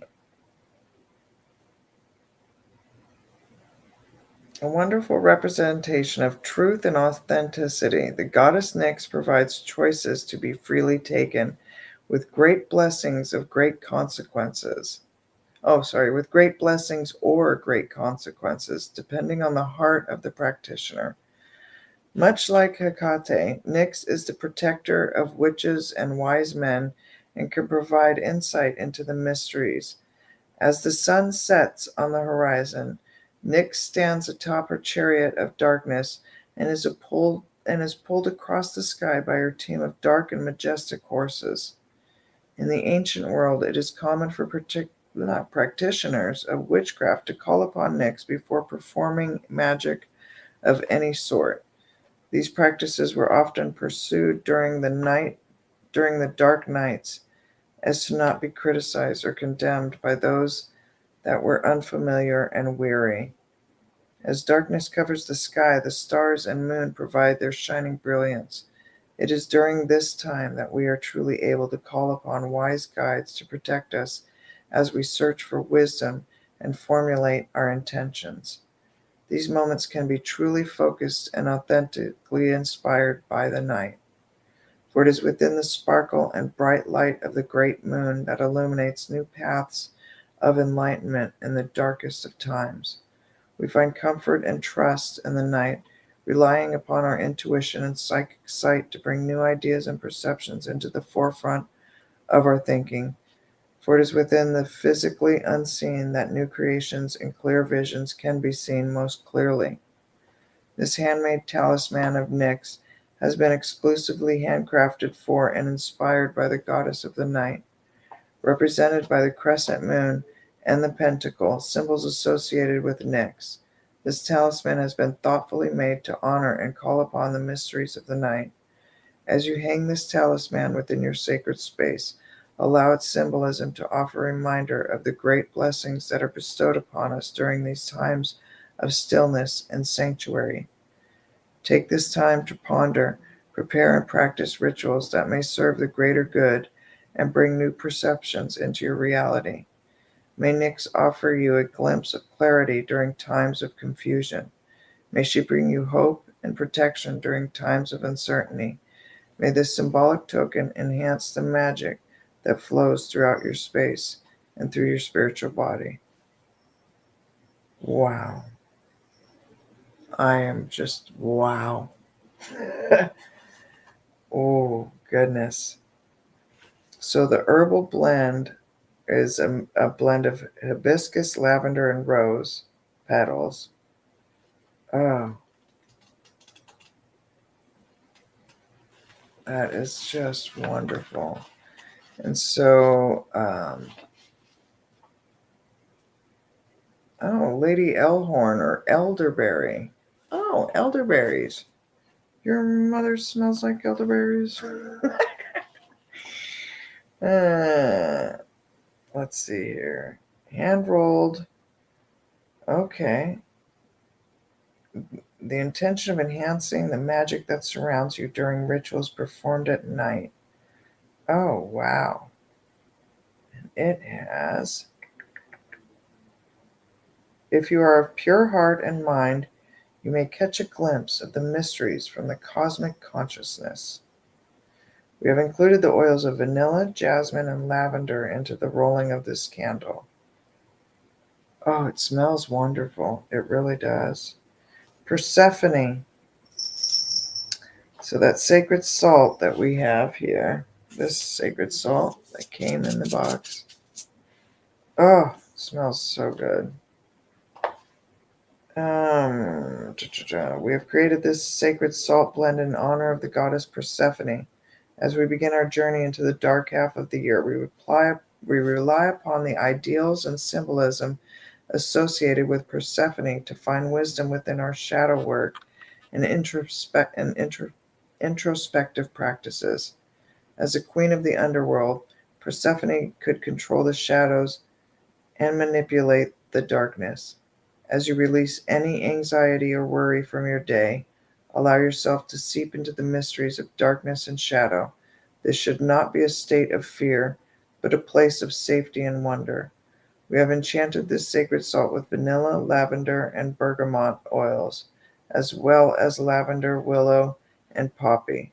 We have also included a special mixture of our Protectus magical oil from our personal cabinet of witchery. Ah, so there you go. That is just, I am over the moon. Over the moon with this one. Everyone, they blow my mind. It always just blows my mind. But this one, wow. Wow. Okay, so love and light. Honor the old ones in deed and name. Let love and light be guides again. The witch knows you honor the past and walk your path with love and light leading the way. Well done, magical child. So here's the card that came with it. Wow. Oh, it's just amazing. Amazing. So we will put this up. Set this one aside. Oh, I'm just in awe. In awe. Absolutely in awe. Oh my goodness. Okay. Get this.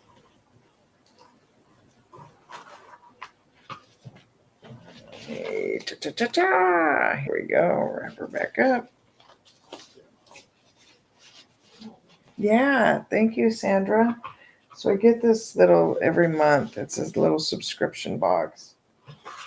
And I needed like some extra healing, self-care. Then I began my treatment for leukemia. There you go. So here's this month's, can't go beyond all the feathers. Isn't that beautiful? It's for less than $30, and they send you some really high quality items. They do not mess around. Nothing in here is of any cheap quality. It's truly beautiful stuff. Okay, here's our last. Oh, this one's heavy. Oh, here's our last one. Oh, let's see if I can make it. I was hoping this was going to be quick. I didn't realize it was going to take this long. Here we go. Over in there. I have no idea which months they are. I had a bunch clog up on me while I was gone.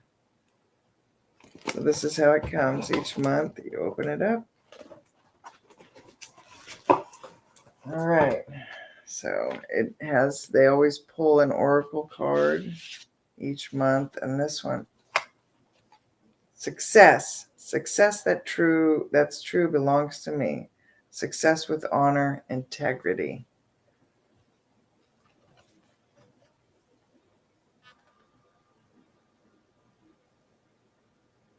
There you go.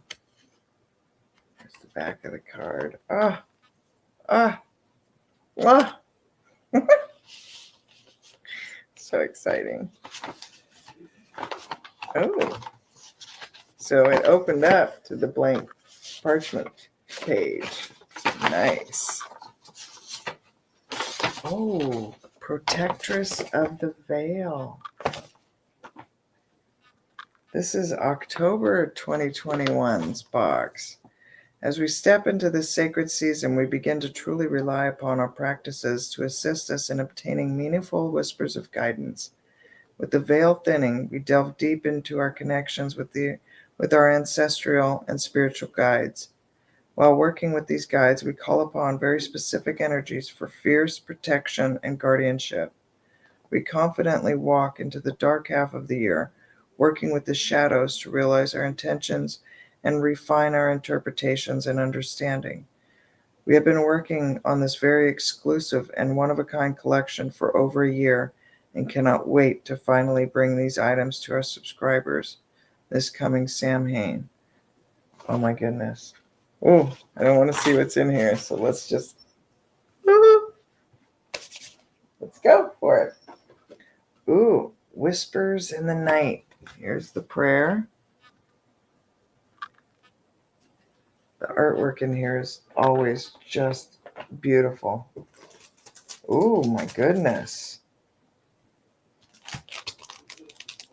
Medusa. Oh, wow. Medusa.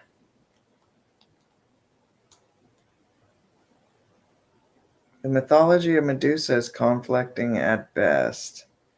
Yes.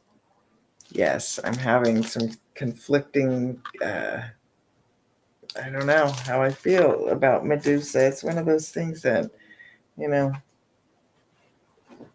our background or upbringing, or here we go.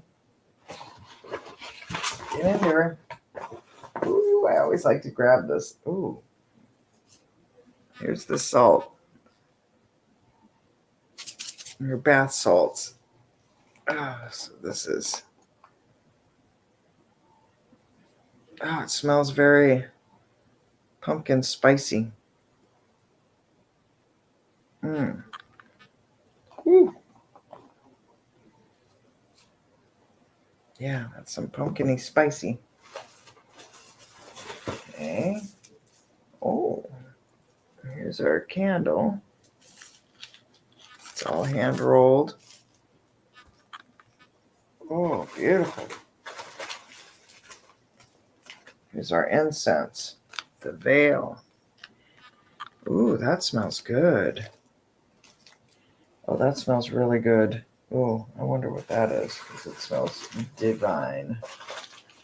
And then for our apothecary stuff, which I haven't really set one up. I don't know what I'm doing, but you know, there's yellow duck.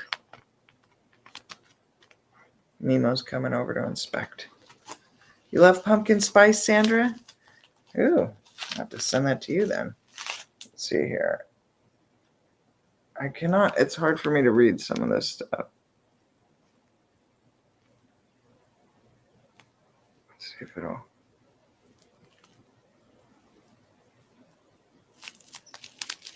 There we go. It's all high quality. And then bird's foot? Oh, I hope that's not bird. No, bird. There's bird's foot. There you go. So there are the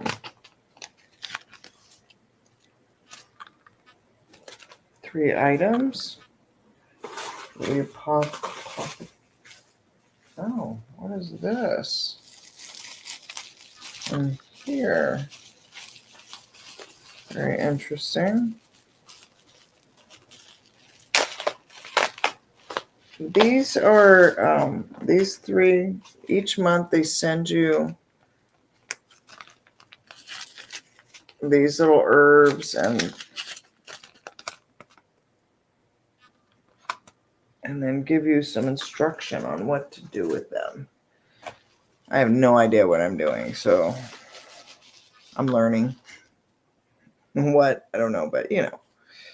Oh, goodness. So I don't know if you can see this little pouchy. And then inside has this beautiful.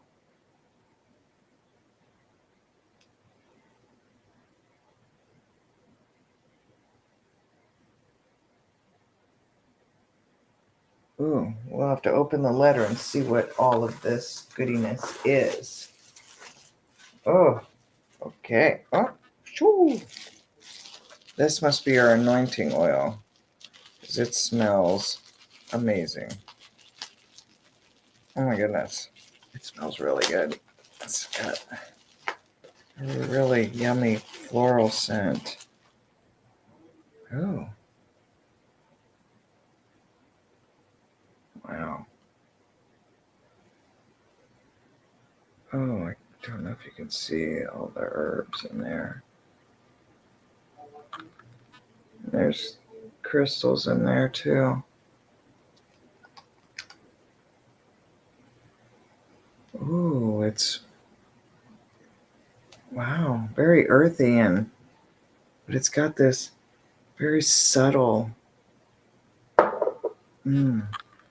yumminess to it. Oh, what are you? What are you? We'll find out. We'll check out that letter and see what's in that because that smells delish. So under 30, this box is under $30. Oh man, this thing is heavy. Heavy duty. I don't know what's in here, but it is heavy. Heavy duty. Oh. How heavy, open it. You gotta be smarter than the wrapping. Could be difficult for me. Oh my goodness. Oh my. Oh, wow.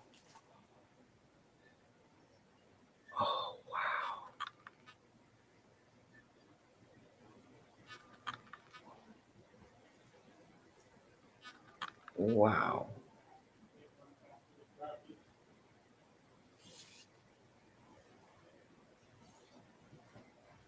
Wow, it's heavy duty. Okay, let's open the letter and see what we got. Protectors of the Veil, October 2021. So this says exclusive brass Medusa plaque. Wow. This one-of-a-kind brass Medusa plaque was designed by the Witch's Moon and exclusively created for this very collection. The deep, tragic, and magical history of Medusa is very dear to us.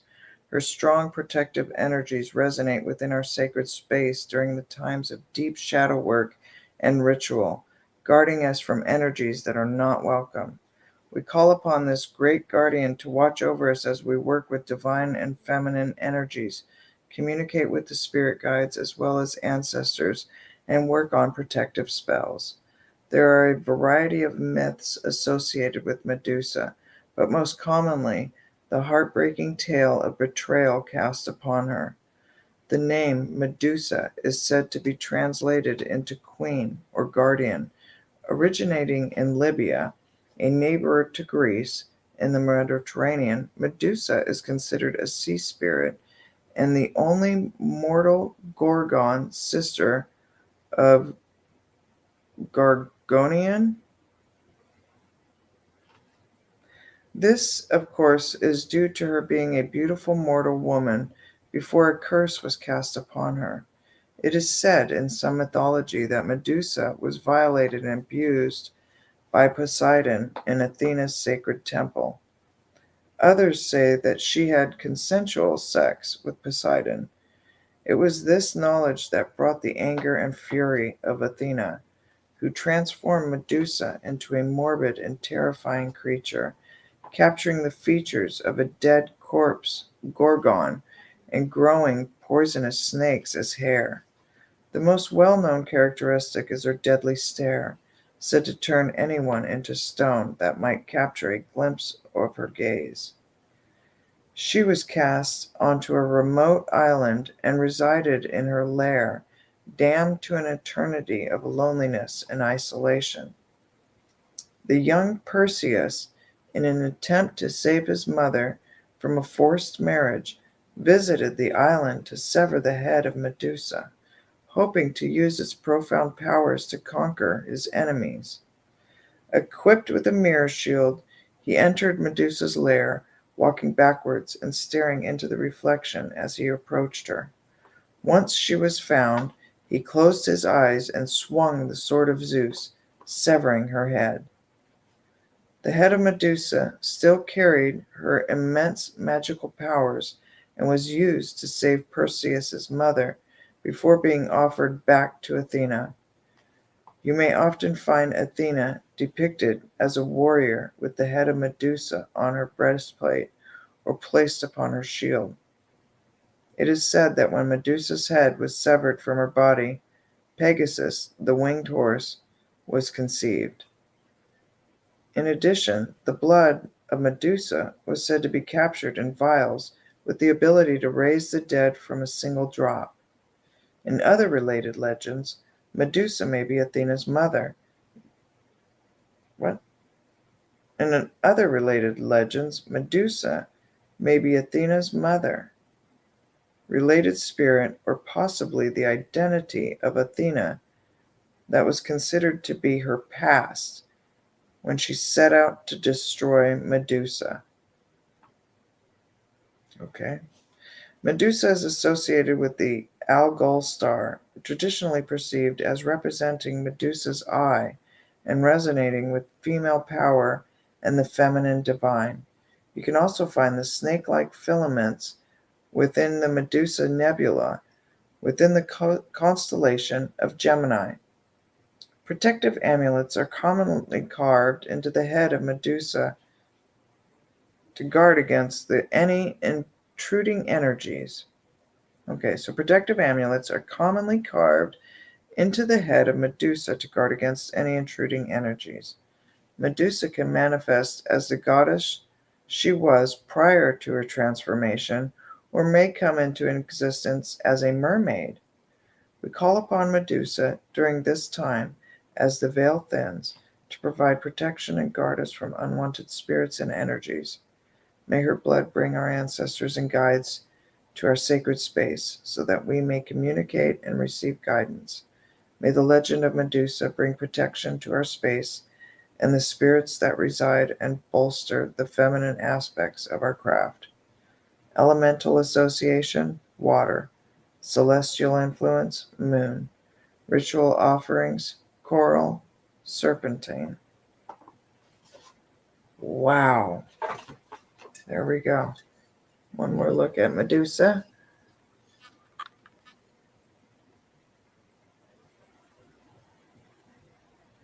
Beautiful. Wow. Like I said, it's got some weight to it.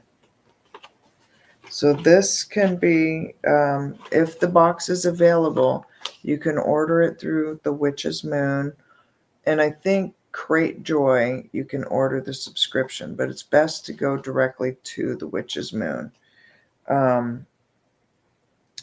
And if they have past boxes available, you can order them.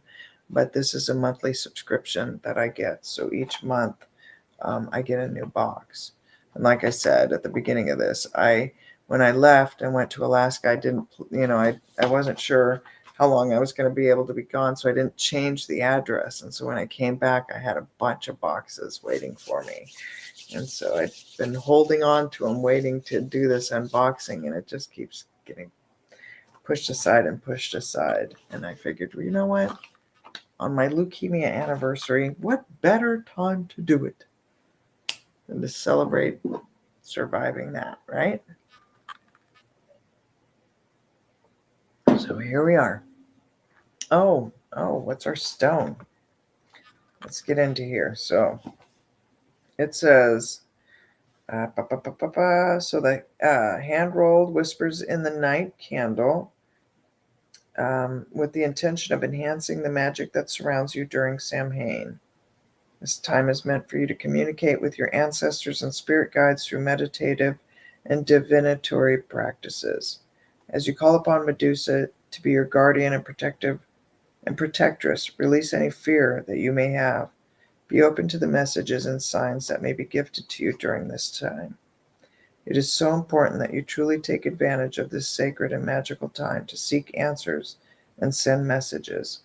We have included the oils of cedarwood, sandalwood, and jasmine into the rolling of this candle. Oh, that's why it smells so good.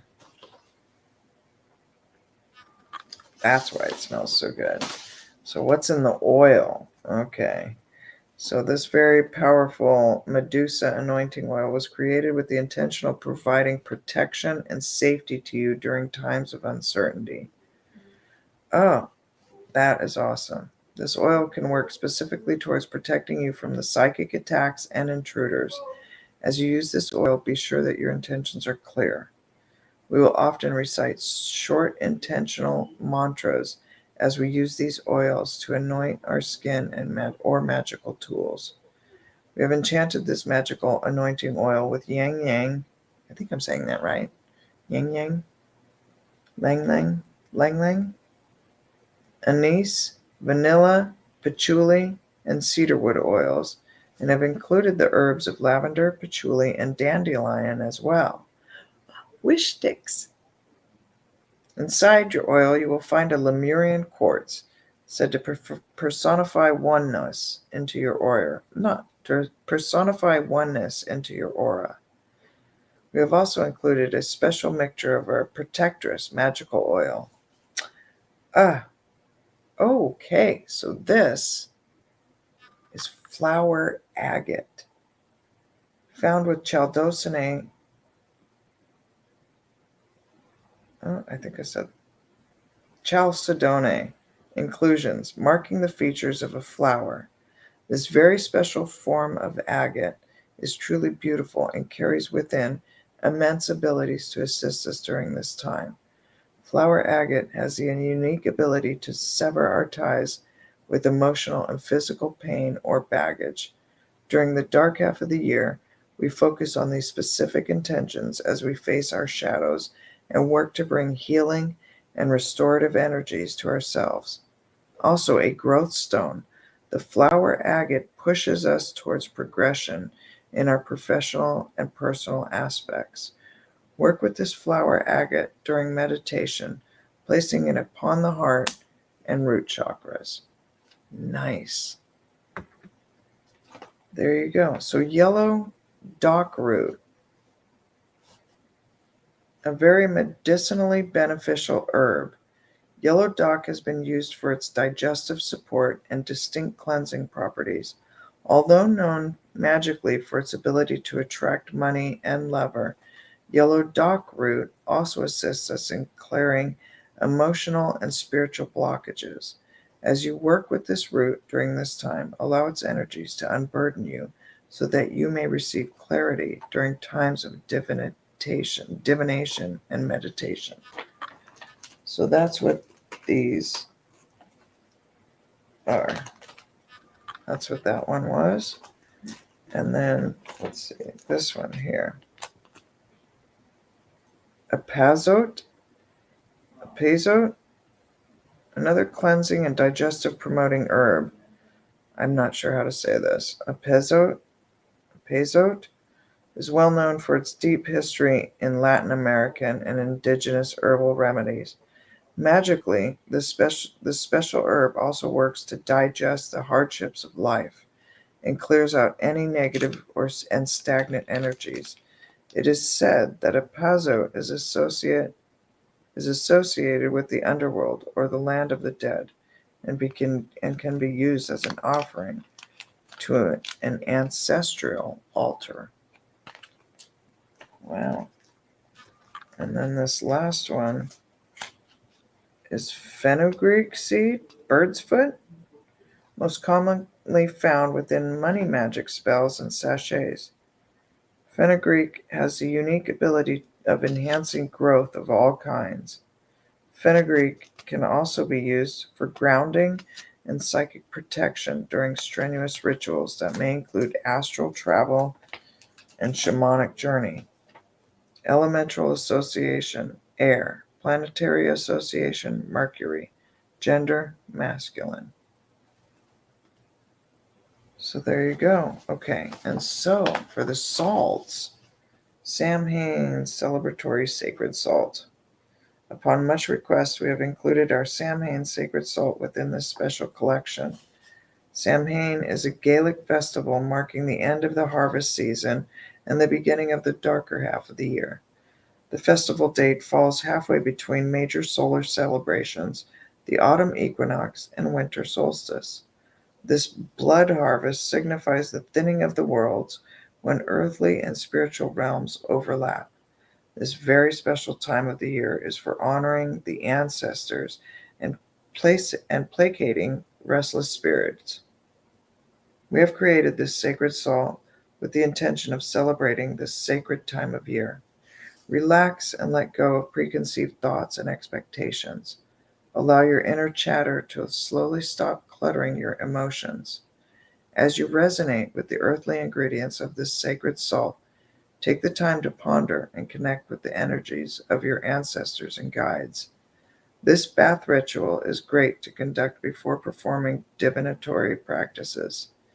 We have enchanted this sacred salt with clove, star anise, and amber oils, as well as yarrow, vervain, and mugwort herbs. We have also included a special mixture of our ancestral honoring magical oil from our personal cabinet of witchery. So there you go. As you perform your rituals, do not set expectations. Cast your intention and be of pure heart and mind. These very personal moments are for you. There is so much knowledge available to you. We urge you to stay eager for enlightenment and open to the blessings that are so sacredly gifted to you by the universal divine. May this sacred Samhain bring you messages and guidance from your ancestors and spirit guides. Blessed be the Witch's Moon. Hey, Joey! How you doing, bud? We just went through 5 of these Witch's Moon boxes. They're a subscription box, one of the subscription boxes that I get for myself every month. Check this out. It's Medusa.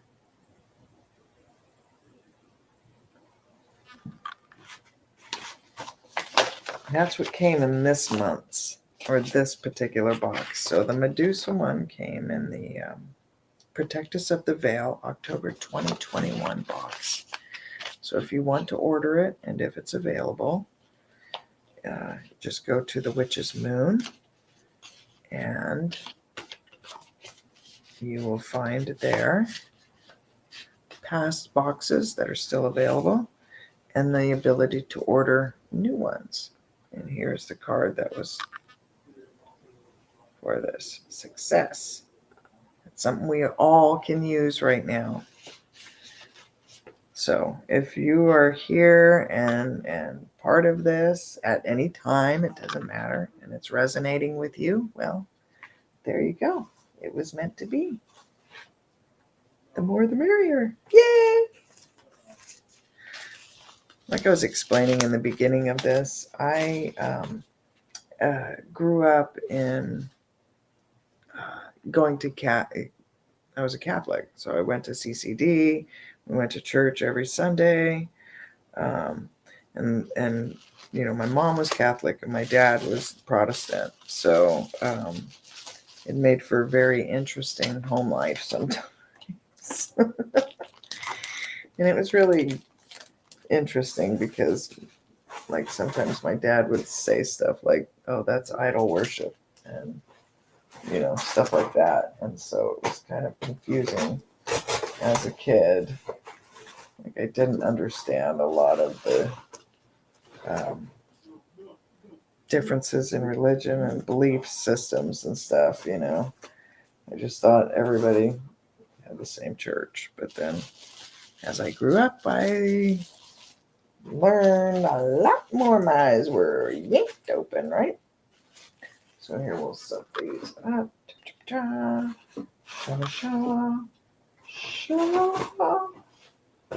Okay. So, and the salt. And it comes with bath salts. There you go. So here is the last and final Witch's Moon box, which was Medusa. Awesomeness. Oh. Yay! We made it. We made it, tubers and footers. We made it. It only took us 2 hours. Goodness. Stretch. Roll it out. There we go. So I'm also celebrating my 4-year anniversary of surviving leukemia. Well, I was diagnosed on the 22nd. It was my 4th and final diagnosis. And when I started making plans for chemo and all of that treatment, it was fast. It was so scary. It was like the whole event was terrifying. My husband, originally I was just not feeling good, and I kept throwing up, and I was just feeling like crap. It was like right before Thanksgiving, I just wasn't feeling really good. And then we showed up to Christmas dinner, and right as we pulled up to my brother's, I just was throwing up. I couldn't eat. I didn't look good. I just kept losing weight. And even though I was eating, it didn't matter. I couldn't keep any weight on. And so one night I got up in the middle of the night and had to throw up. And after doing it so much, I just kind of reached my limit. And I came out of the bathroom and told my husband, "That's it. Let's go to Fiji. Let's go there. Hopefully the change of scenery and the warm air and the natural foods, and go see a healer down there and just see if I can get help, because it's better than just wallowing in this here." And it was in the dead of winter, at the cabin in Alaska. And we had just sold our gigantic house in Anchorage and moved out to the cabin. And, we were making all these big plans. And so it was like, okay, let's go. But in order for me to go to our house in Fiji, it's on its own island. Well, it's not on its own island, but it's on a remote island, and it's not like there's a lot of services there. There's no stores. There's nothing out there. And so, in order for me to be able to get onto the island, we had to make sure that the house was ready for me, because at that time I was in a wheelchair and not doing good at all. And so I had to either be carried around or wheeled around. It was a pretty rough time. And so we just decided, let's do it. And so my husband and my son went down ahead of me to get the house set up. And so we had the island, Koro Island, which is where our house is located in Fiji. They had a hurricane that devastated the entire island, and our house had somehow survived the hurricane, but we allowed our neighbors to use it and live in it. And so there was a lot that needed to get done and repaired, and we needed to make sure that I could charge my back, which is a big deal because I have a spinal cord stimulator, because I have major spinal damage and nerve damage and a ton of other crap on top of that. So so they went down and we're getting the house ready, and my sister, my nephew, I was staying with my nephew and his wife, and they were taking care of me and my great nephew, little Leighton. And while my husband and my son were gone, and then my sister was the one who opted to fly with me to Fiji. And she had never even been out of the country at that point. I mean, we'd been to Canada, but beyond that, nothing. And so she was excited, a little scared, but excited. And she had a big job because taking care of me, I was barely 100 pounds. And again, I was in a wheelchair and I wasn't with it. Like by that point, I was just barely even functioning. Seriously, I kept passing out and just losing consciousness and things like that over and over. And it was a really, really scary time. I even went to a town hall and bitched out the politicians during that time, which is, that's even on YouTube. It's pretty funny. I'm looking like tiny and green and weird, but I still kept pushing. And then my sister and I, I really went all out because I just kind of felt like I wasn't going to make it. I didn't think I was going to make it back from Fiji. And so I went all out. And I got our trip on the way, because from Alaska, you go from Alaska to Hawaii, and it's about a 5.5 hour flight. And because of my back and stuff, I can't travel well. So we had to take a layover in Hawaii. And so we did that for about 12 or so hours.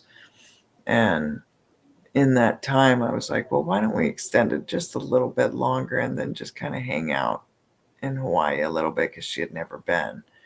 And so I rented a beautiful, beautiful place in Hawaii, and we went there and we had a great time, but I was so, so deathly sick. And everywhere we turned, I couldn't stop throwing up. It was horrifying, but I was just sick as could be, but refusing to give up. So we would go, I got a rental car, and so we drove around the island, and we made the best of it that we could, even though, like I said, I call it our weekend at Bernie's trip, because I was walking dead. Anyhow, so I figured, I'm like, I'm just going to go. I'm not going to bring any of my stuff with me, And so she ran around and ended up finding some herbage in Hawaii and was like, you need it. Yeah, my sister's funny.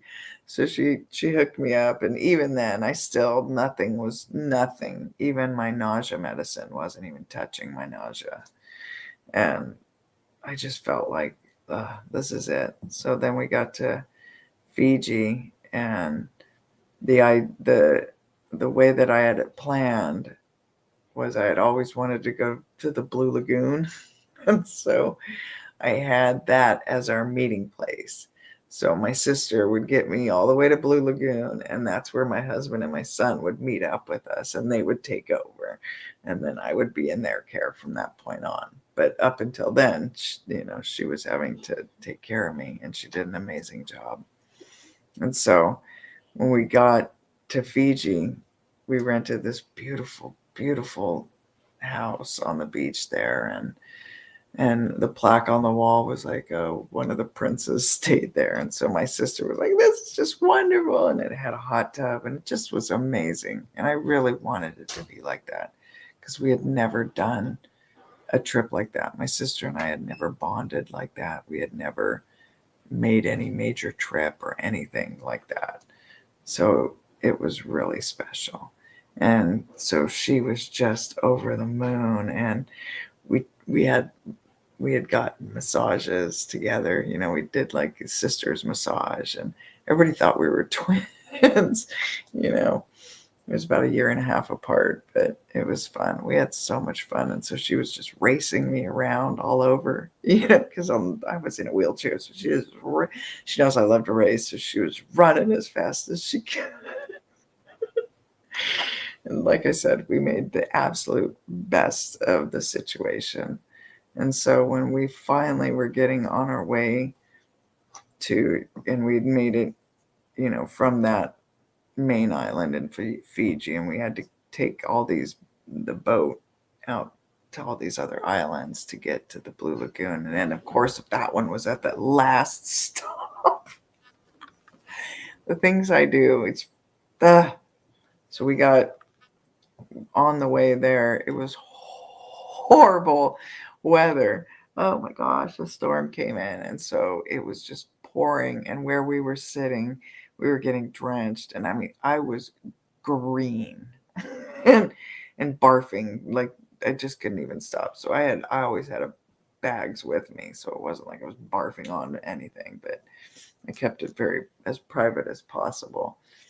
But this couple noticed us and came over and were like, "Are you guys from Alaska?" And yeah.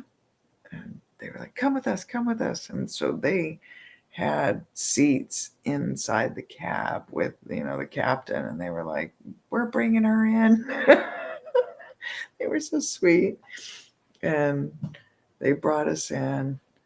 Oh, it was awesome. And they really, really took care of us, helped my sister out amazingly. And man, she was on it. She was from Australia, and she wasn't taking no for an answer. And she was a take charge kind of woman. And by that point, my poor sister was exhausted and just at the end of her rope. And so this woman was like, you pick her up. And so she had people carrying me on and off the boat. And so I didn't. So when we got to the island, it was going to be about a day and a half before the guys would make it there to meet up with us. So we had some time, on the island. And so when we got there, we still had one extra house because someone that was going to come with us didn't make it on that part of the trip. So I had an extra house that I'd rented. So I let this couple, one of the people, stay in that house. It was really nice. And so they taught my sister how to snorkel, and they were out doing all this stuff, and it was really amazing. And they had one of the Fijians come over, and they were singing and playing music for me, which I have that video on my Facebook page. And it was just magical. It was truly magical. And so then when we got on the boat, we made our way, over to when Jake and Joe showed up. I mean, they looked at me and you could tell, like I could tell by the way that they looked at me, something was clearly wrong. Like I knew, but they hadn't seen me, for almost a month. So, I mean, I deteriorated so quickly because AML is so fast. It just happens very quickly, even though, I'll explain that. But anyhow, so when my husband saw me, he was just like, you don't, well, why are we doing this? And so we tried to make the best out of it. And I just, like I said, I kept passing out. I could barely talk. I could barely think. I was barely functioning. And I was constantly throwing up. I couldn't keep anything down. And we had asked some of the locals for help, and they gave us some tinctures and stuff for me to drink that were, to help me. And after we got done with that part of the trip, we made our way back to the main island. And that's where we were getting, we were saying byes to my sister. And we were going to go to the other island where our house was on Coral. And oh, I was so sick, and I just kept fading in and out. And I was going to the other place and coming back. And it was so weird because when I come back, it was like, like taking these huge, deep gasps of air and like coming back. It was a crazy process. It was, I'm still processing all of that whole experience. So someday I'll be able to explain it more. But I went out and in and out and in and out and in multiple times. And one of the little girls down there, some friends of ours named their daughter after me. So my namesake, little Jackie Renee, was by my bedside one time and just looking at me. And then I would come to her and just staring at me like right up to my face. And then she ran and got her mom, and her mom came in and was rubbing all over me and saying prayers. And we had lots of prayers. People came and said lots of prayers on me and did healing hands on me. And it was just nonstop. And so one night I was in the middle of I came to, and I couldn't get my breath. I just couldn't breathe. And I was starting to panic. And so I was like asking my husband, did we forget to get my meds? And I just kind of was like spazzing out. And he's like, that's it. I'm taking you to the hospital. He just scooped me up, got the car, and took me into the hospital. And when he carried me into the hospital, like they couldn't even draw my blood. I had nothing. There was like nothing. And so they sent me to it's my first time in an ambulance. They immediately put me in an ambulance and sent me to the main hospital there. And I had 2 hemoglobins left in my blood of oxygen, which is not enough oxygen for you to run. It's just not. So it was like walking, talking, miracle time. Like the first person that tried to draw my blood was just freaked out by it. Like I was basically a zombie. Anyhow, that's why I was saying it's the weekend at Bernie's trip, the ultimate weekend at Bernie's trip. And so we were in the hospital, and there's a lot of stuff I don't remember, but I was just in and out, and my brain wasn't functioning well. And so at one point I woke up and my husband was just right next to my bed, and it was like, oh shit, this is serious. I mean, they admitted me right away, and that hospital was, that's a whole other story. But yeah, they kept telling me I had cancer, and I didn't believe them. I didn't want to believe them because the conditions in the hospital were horrific at best. And so I was just like, get me out of here, get me out of here. And they were giving me blood transfusions. I had so many I don't even know how many blood transfusions I had. I had that many. And platelets. and all these transfusions.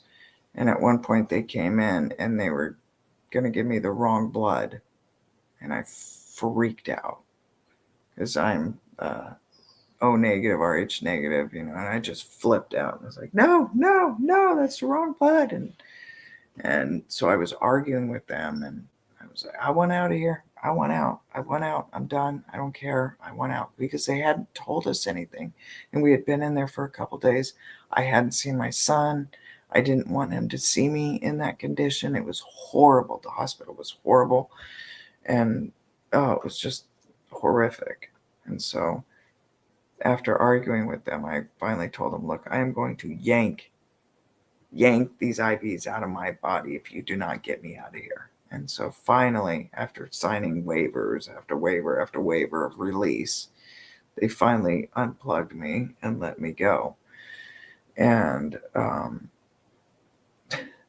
my husband wasn't too thrilled, but I mean, it was horrible. There were rats in there. There was just not a good place. I was worried I was going to catch more than what I went in there for.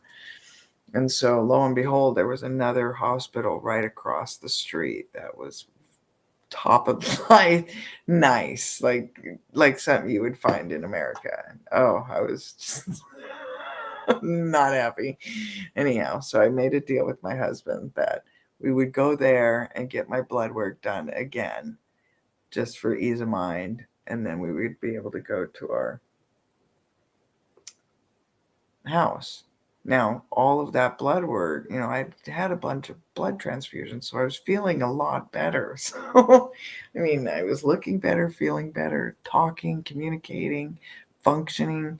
I even got up and walked around a little bit, like not far, but a little bit. And so, like, it was huge, night and day difference. And so he was like, okay, all right, well, let's just get the blood work first. Let's not make any plans. And so went and got the blood work again. And that's when they called us back. And they wouldn't tell us the results over the phone. So we had to go in. And it was amazing. Like, they did my full blood, all of my blood work in less than $200 American money. And we had 2 specialists that were there explaining it to us. And so they kept trying to tell us, you have cancer. We think it's leukemia. Which type? Requires a bone, because it requires a bone marrow biopsy. And so they were doing all these, tests on me and stuff. And it was so tender. Like, just to touch my chest was like, stop, don't. Oh, it would hurt so bad. My gums were bleeding. Like, all these different things were happening, that were very clearly indicative of leukemia. And so AML in specific, which is one of the most brutal forms of leukemia, and it's fast acting. And so they were trying to tell me how serious it was, and I just wasn't accepting it. I just didn't believe them. I seriously did not believe them. And so they called the embassy and made sure that, like, I had to leave. Like, they made sure that I had to leave the country, because they couldn't, there was nothing they could do for me there. Leukemia is very serious, and there's not much available for it. And so it was just shock. I was shocked. I was in such a state of shock. I couldn't even respond. Like, I just was stunned, stupefied. And so my husband was talking with them and dealing with it, and I just was sitting there like, what? No. Still in disbelief. And so immediately my husband was like, we're not going to the house. I couldn't. They made sure I couldn't. And so he made immediate plans to fly me in here to Oregon, because in Portland they had top-of-the-line cancer institute there at OHSU. And so that's what he did. He flew us back immediately. And when we got here to Oregon, I didn't want to go into the hospital right away.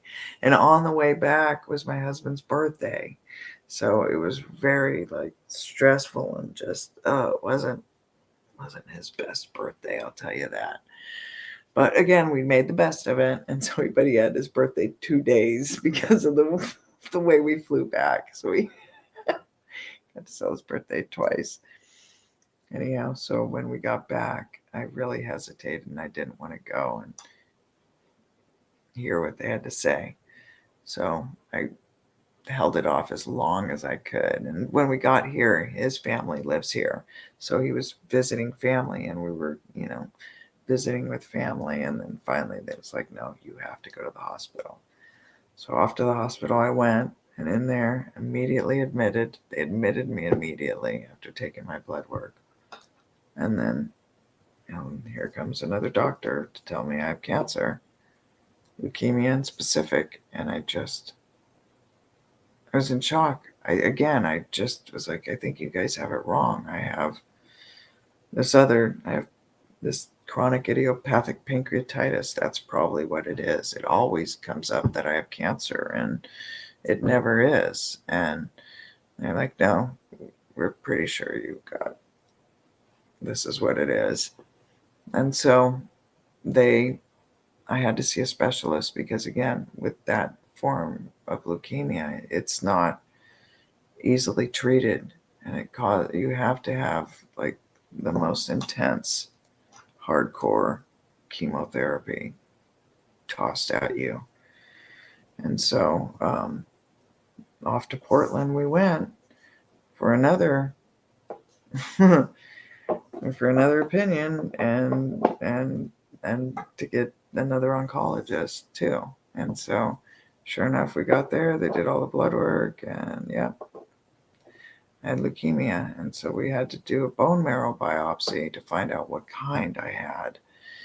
And so they have to drill so they went into my backside, into my hip. And at that time, there was nothing there. I was like 98 pounds of nothing, like skin and bone.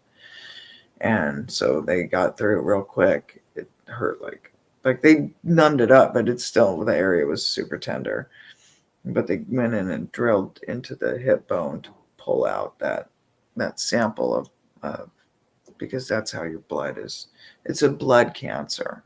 So that's how they determine what type of cancer you have. And then they go in further and have to run all these tests to figure out what kind of what different types of malignant, or not malignant, but there's another term I'm forgetting. My neurons don't fire all that well sometimes, so I get really frustrated when I can't think of words. Or mutation. So in order to find out what specific mutation it was, they had to do all these other tests upon tests. So I had to have a lot of bone marrow biopsies and a lot of blood draws and a lot of blood transfusions. I had well over 100 blood transfusions. It was ridiculous amount of blood transfusions. And so, like I said, I was down to 2 hemoglobins. So there was not much of oxygen left in my blood, and they had to just basically give me everything fresh. So even with all of that, I was feeling pretty good, but still had the problem. So we immediately went into induction chemotherapy for 6 weeks in OHSU for my first round. And then after every month for a week for 6 months was my chemotherapy routine. And it was intense. And there was 7 and 3 was what I remember, and whatever turbine or whatever horrible shit. I just remember all the nurses would have to come in with hazmat shit on in order to give it to me. But I had a PICC line. They had to put a PICC line in my arm, and then I ended up getting a blood clot. So they had to put it in the other arm. And if that would have clotted or anything, then they would have had to put it in my chest. So luckily that one stayed. And that's how they administered all my blood transfusion, platelet transfusions, and my chemo and everything through those PICC lines. And so I had that PICC line for almost a year. And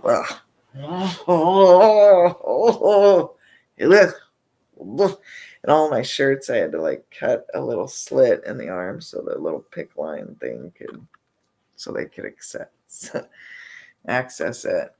Because even though when I wasn't in the hospital getting my chemo treatments and stuff, I was having to have blood transfusion and platelet transfusions in between, nonstop. It was just nonstop. So my dad, my husband and my son had to go back to Alaska. They had to go fishing. That's what, and so my dad came up and he just never left my side. He stayed in the hotel. He stayed in the hospital with me the whole time. He actually read the Bible cover to cover because we were in there 6 weeks. We couldn't leave the floor. We couldn't go anywhere. It was, lockdown situation. And so it was pretty intense, very intense. So, this is my 4-year anniversary of being diagnosed with AML. So, I'm rah!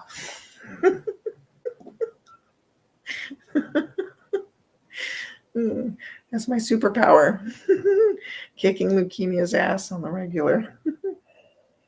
So that's pretty much why I'm doing what I'm doing. When I was sitting in that hospital, there was so much going through my head and so much I was dealing with, but there was like no pictures of me, no video of me, because I was the one doing taking all the pictures and the videos. So it was like, oh, well, we need to change that if I get out of this.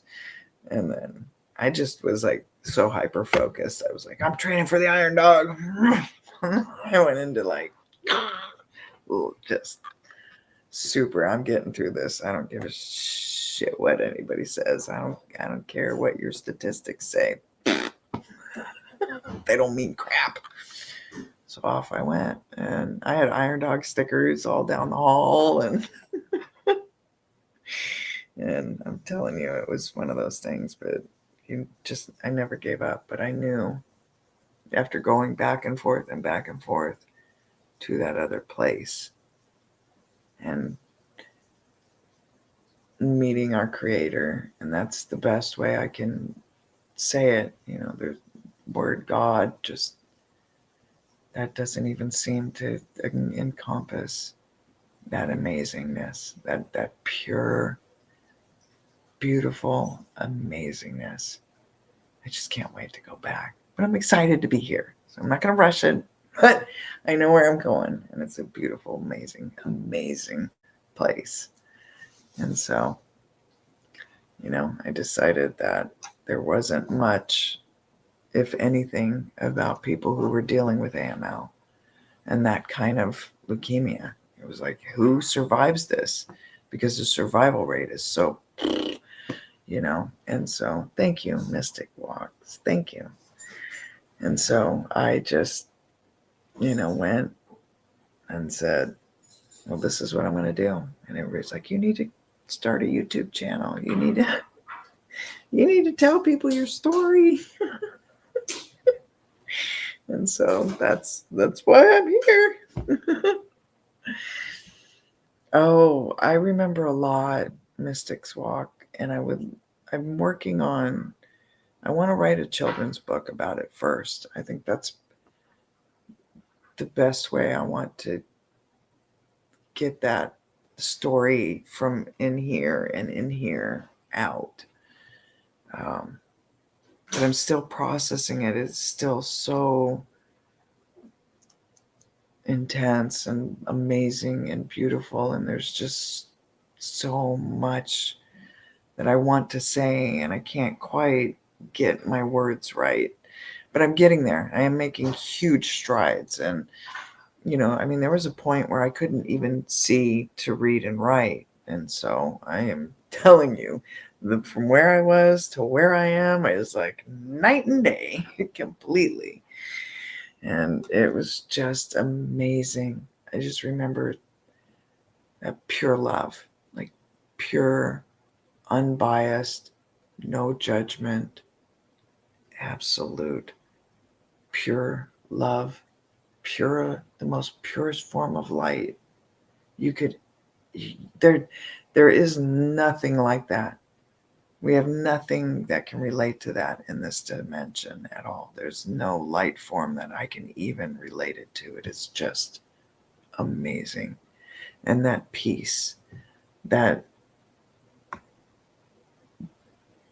just blissful love and unified oneness. It is amazing. I mean, you come back to source, and it is incredible. It is absolutely incredible. And you just know. There's no, like, here, this is how it, you just know. Knowledge is there. You just know. It is amazing. It is truly incredible. And one of the hardest things for me, especially as being such a devout Catholic as I was coming out of that. Whoa, I was not happy, because there's so much that we're told that isn't what I experienced. And it was really, really hard for me. And I still struggle with a lot of that. Like I even said, like even saying like the witch's moon, because of that upraising, has a hard time with it, even though it's not a negative thing. Like I don't consider myself a witch or anything, but I love the idea of connecting with nature and connecting with that energy, and that there's so much more that we just don't see, can't touch, can't access until we start going down that road and walking that path. Oh, yeah, Sandra, I do have a mission, and it's one of those things where I'm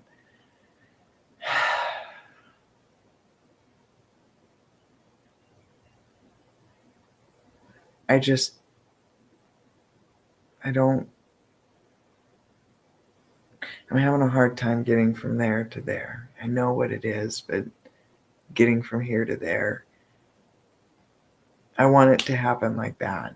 And it's not in my time. And that's the hardest part. Because I want to make it happen in my time, under my rules, under my... But it's not. It's a beautiful thing. Like, we're all given free will, and it's so... Like, I want to be able to try and explain,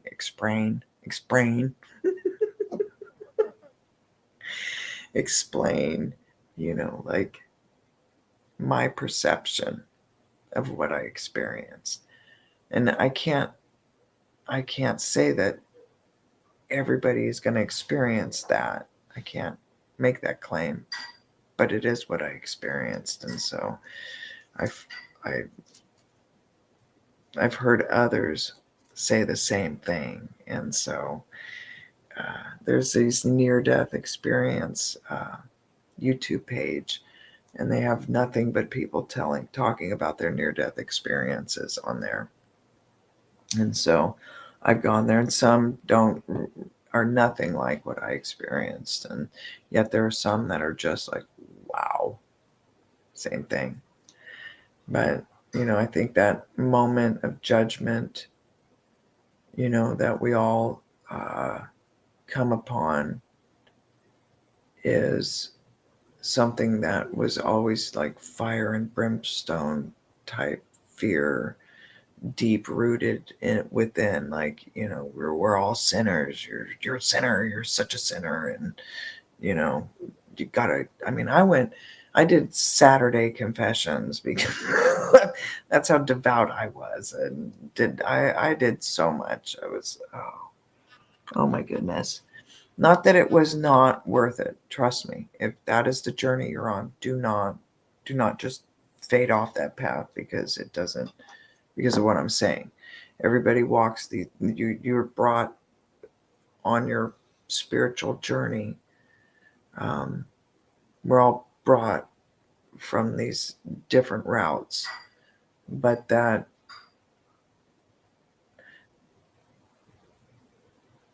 the amazing grace of God is just impressive to watch, and just, it's amazing. It's absolutely amazing. And so I wake up every day amazed and thankful. And just, even though I'm in pain, even though I'm hurting, and that sucks really bad, and I want my life back, I cannot express to you how much inner peace I have. I'm just so at peace. And I wish that for everyone. If anything, I wish that for everyone. And that to me is, that's what I would love to be able to get that expression out, that experience out, and it'll come. I started working on it the other day, and I got many pages written. So I'm one of those old school writers that I have to write it freehand in cursive on paper with my crystal ball pen, like those, what is that, Bic, those crystal Bic pens. That's how I write. So once I get the process done, we'll get there eventually. But it has been. This is the 497th crystal Bic pen I found on the table. Please. Please. Mom, we're drowning. See? I love these things. That's my son, Joseph. Yeah, I love those pens. So we've got them all over, everywhere, because that's the only pen I write with.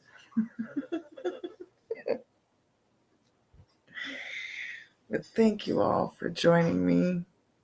Yeah, Sandra, I agree with you 100%. It breaks my heart. It really does. It breaks my heart. Because I can't imagine. And I know there's a lot of people that feel like they have comfort in in not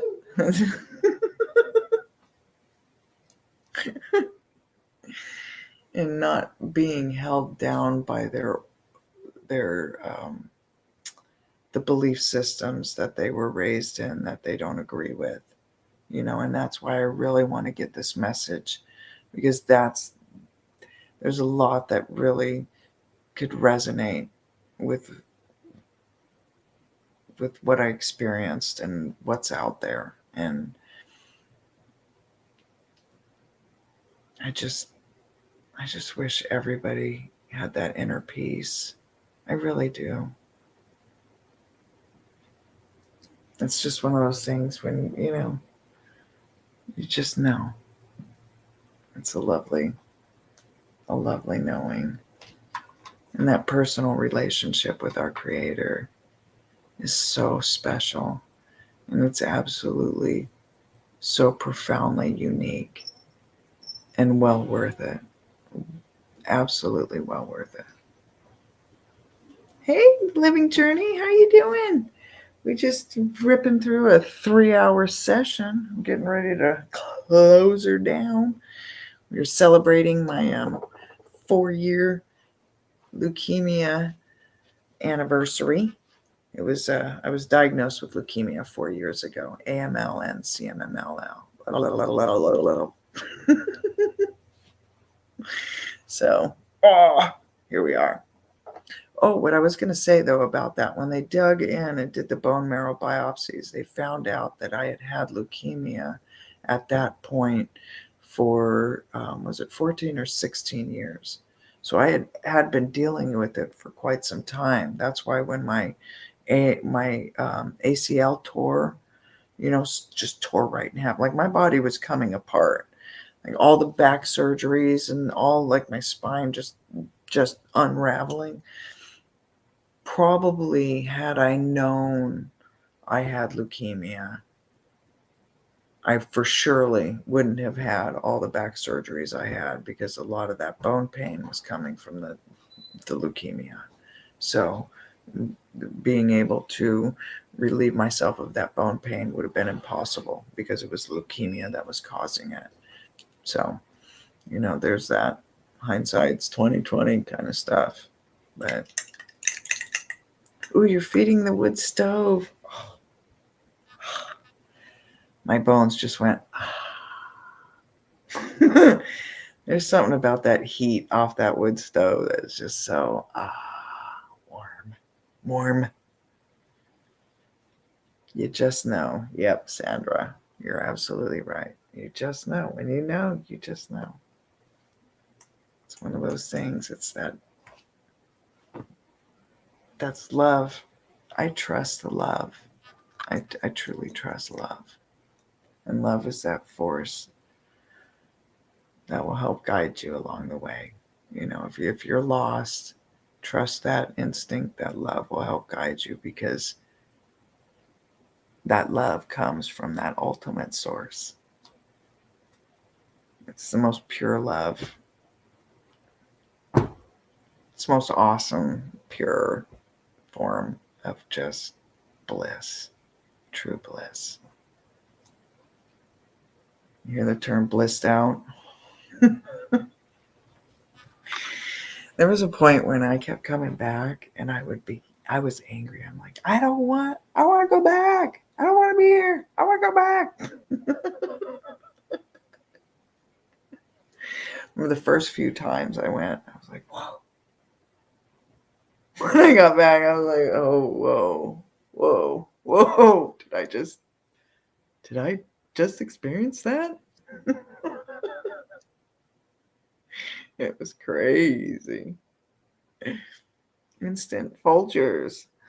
It's my sissy's drink. It's so funny. My sister owns these coffee carts, the Bikini Babes in Alaska. So if you ever go to Alaska, you're in Anchorage or whatever, go to Bikini Babes. That's my sissy. Well, she's not in there, but she owns them. So, you never know. My nieces might be in there. But yeah, even though she has a coffee cart and has access to great coffee, she loves Folgers. So does my mom. I find that funny. And that is definitely another plus, was learning about the cannabis on that little journey on the other side. I was taken for a little ride. It was amazing. Hey, Dave Stewart, welcome. Good morning. Yeah, it's about 2:30. About time my bedtime. We partied down tonight. Good way to spend our anniversary, getting down and jiggy. Let's see, we'll just sit him here. Oh, you can't see him. No, he's still not tall enough. She. See, is that a she? Because I think there's breasts on there. It's supposed to be the Patty, so I think it's a she. So we're going to go to Newport in, just a few hours. Supposed to be rolling by 9. We are in Oregon. Now, I've got my blood work in a few weeks. One more blood work to determine where I'll be for the next few months.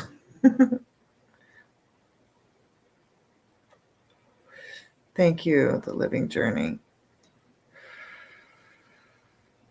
Me too. I love Sasquatch stories too. My encounters were crazy. Because of my encounters, it's one of those things where I'm like, I can't imagine if they could go through portals, why they would want to be wandering around in 26 below out in the middle of nowhere, Alaska. Just because. But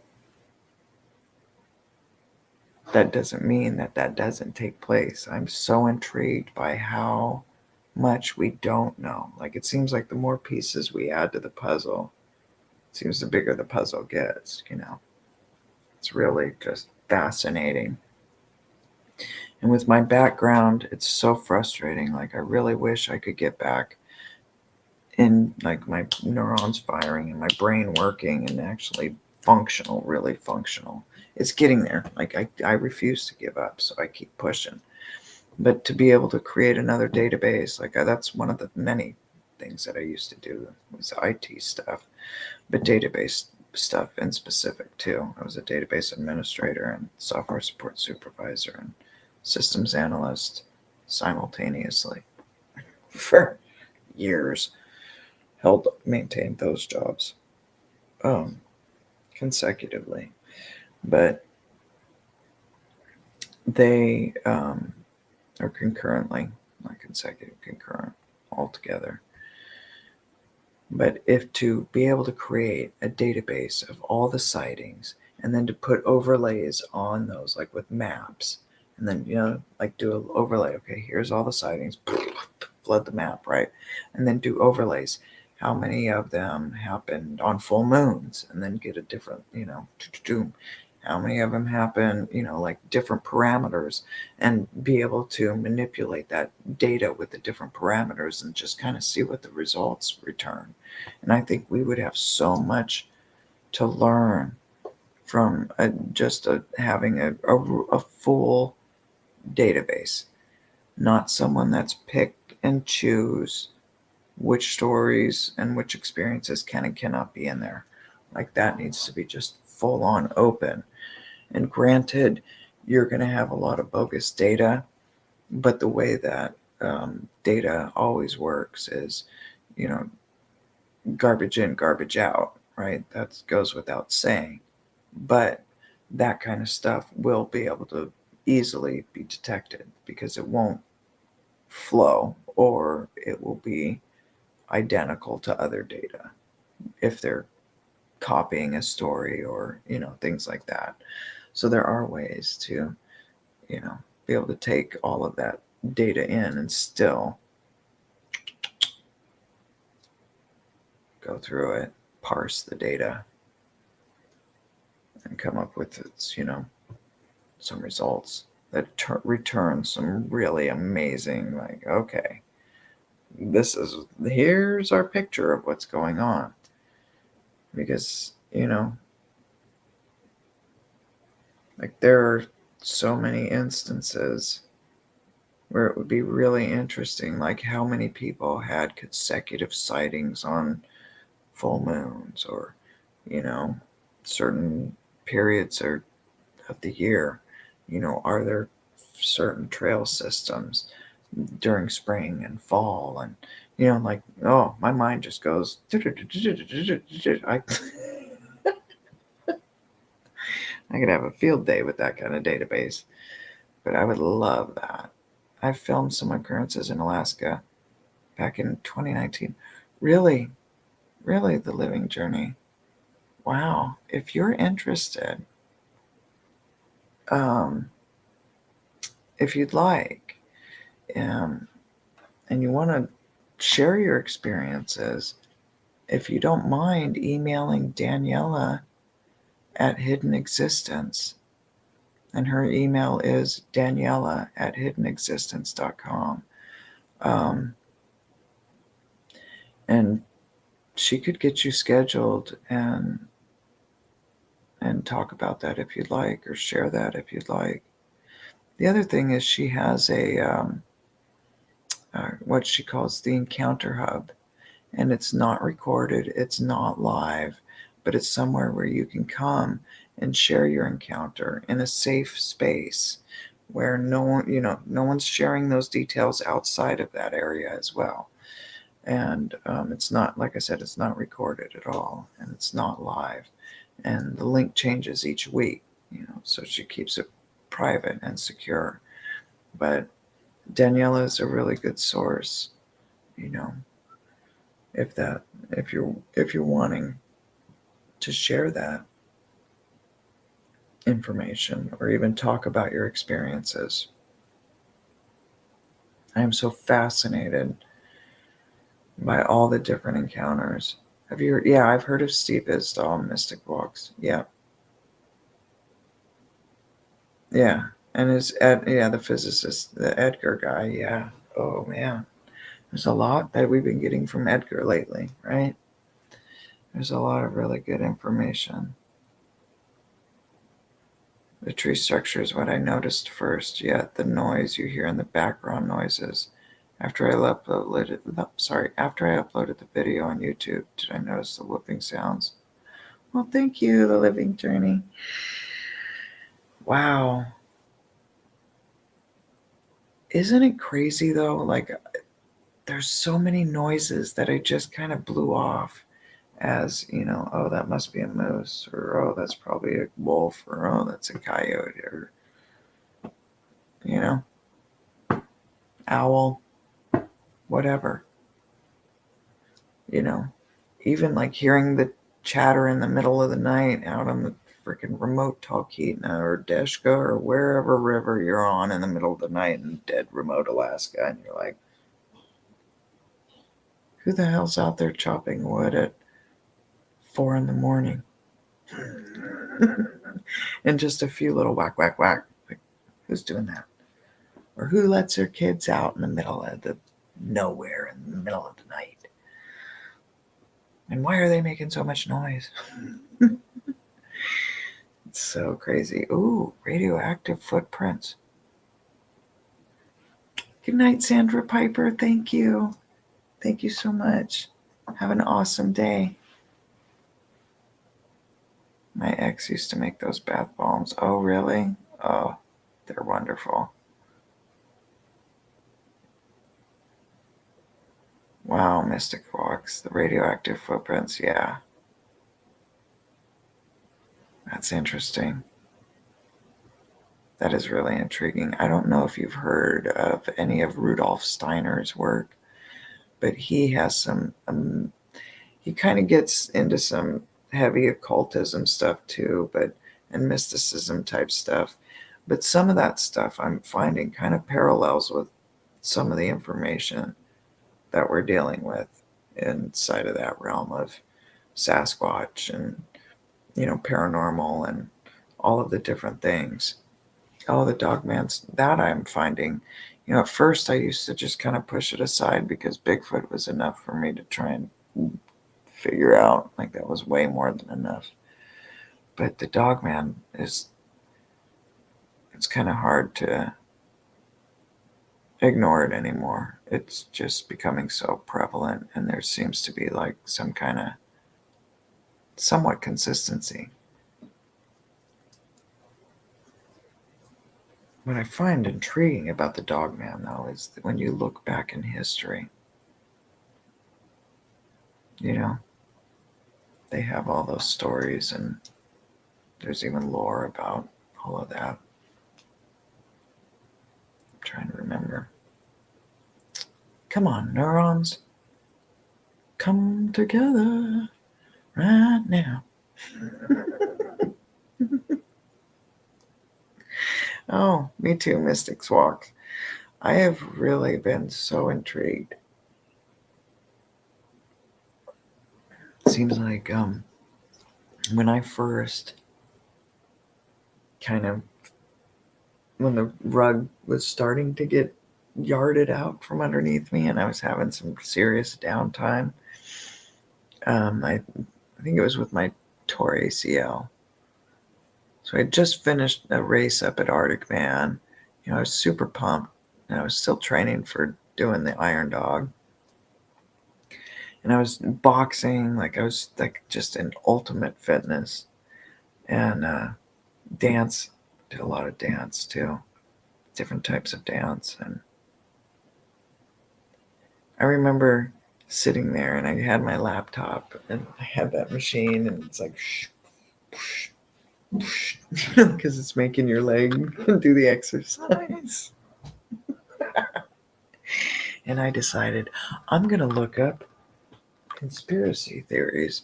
I mean, how many can there be? I thought 4. Like that's what I thought. I thought maybe 4. What was it? The moon, JFK, some other ones. But just about 4. I think it was 9/11. Yeah, there was 9/11, JFK, the moon, and then can't remember whatever. Anyhow, wasn't many. Like I wasn't very into many of this topic. Like I was interested, but I was so busy doing all my other stuff that I didn't really have time to delve into any of it. And so, oh my gosh, when I pulled up those search results, it was like, what the huh? I was so blown away. So blown away. And I think like the flat earth theory, like that was one of the first ones that really just was like, what is going on? Is this a joke? Is this a real thing? Or what is this? And went down that rabbit hole. Oh, that was a brain bender for sure. Come out the other side. And there's just so many out there. It's like, oh my goodness. Wow. But yeah, that was how, I came across, listening to all these, and too, listening to Joe Rogan stuff, Yes, Mystics Walks. Thank you. I feel that way too. It's one of those things, like, I try not to be disgruntled about not having a choice in my retirement. It seems like it was forced upon me. And so I there was a point in time where I was just in that absolute denial, and just was like, I'm getting better. This is just a temporary thing. Well, now we're well over 10 years later. It's like, I remember the first time I had to get my disabled parking pass. I cried. I still won't get disabled parking license plates because that's too permanent. Like, I'm still in that denial phase. I still wallow in it a bit. It's a pretty long river. Oh my goodness, Mystics Walks. Oh. I just felt that. Yeah, man, you must be tough as iron, or tough as steel, tougher than that. That's resilience. Absolute. Just that statement right there is absolute resilience. That's impressive. That truly is. Yeah, I remember when I got that disability placard, and I was just, I just looked at the year and just sobbed, and just sitting in the DMV parking lot, just sobbing like a baby. Like this isn't, like, I'm not, no, this ain't, no. Yeah, and after I'm on my 3rd or 4th renewal of that, it seems just like, ugh. I find that really intriguing that it seems like with my illness and injury and stuff, it really brought me down that path with almost like it seemed like a different perspective than when I had kind of journeyed down that path as a teen, a younger teen. Yeah. I was forced into it on my end, which was frustrating all on its own because it was like, yeah, when you're in denial, that is not something you want to add to it because it just like is one more level of Yeah. And I have long-term disability, which I paid an arm and a leg for while I was working. It was $900 a month above and beyond any other insurance and shit. It was expensive. But it was one of those things where I figured, if I'm going to pay that much money for it, it's one of those insurances you'll never use. You'll never use it. So it was like my mental safeguard, kind of like, I'm going to be I'm invincible. I'm never going down. Like, I seriously felt that way. Man, the amount of crow pie I have had to just gobble down.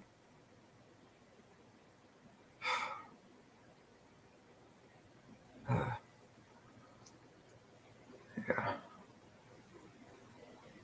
it's hard. I remember just being like, I'm going to get through this, and I'm going to go back to work. I'm going to go back to doing the Iron Dog. I'm going to get it all back. I'm going to do it all overnight. Like, it felt like I woke up one morning and couldn't move. Like, it all happened like that. So I keep thinking, like, one morning I'm going to wake up and it's going to be like that. It's all going to change. It's like that. Such a crazy. One morning, I went to bed feeling okay, and I woke up and could not move the next morning. Bullshit. Like, I had boxed the night before. I came home and did my yoga, did my belly dance routine, and took my shower and went to bed feeling okay. And I woke up and couldn't fucking move. I couldn't roll over to shut off my alarm. I couldn't fucking move. It was crazy. It was like it's almost like I woke up in another dimension. I was like, what the hell? Everything was off. Everything in my life was off. Like, my interactions with people, everything was just off. Such a weird. And that plays into that whole I still have a lot to process part, because when I was taken on the journey and shown that whole, whoa. It's weird, because when you have those experiences, it's hard to determine. Like, you question yourself. But that ultimate, you can't question it. There's no questioning it. You can't. It's just so solid.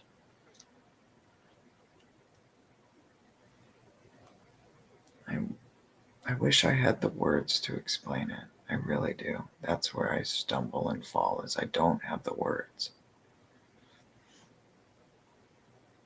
Do you still feel you're going to get it all back? Me too. Good. Well, together we'll rally each other. We'll be each other's cheerleader. Yeah. Wow. Me too, Mystics Walks. It's so crazy. It's weird. Have you seen that movie, Donnie Darko? Sometimes that movie weirds me out now. Ugh, it kind of weirds me out now. So if you haven't watched that movie, maybe watch it or look into it. It kind of touches on that. Oh, it's an old movie. It's Johnny Depp. Was it Johnny Depp?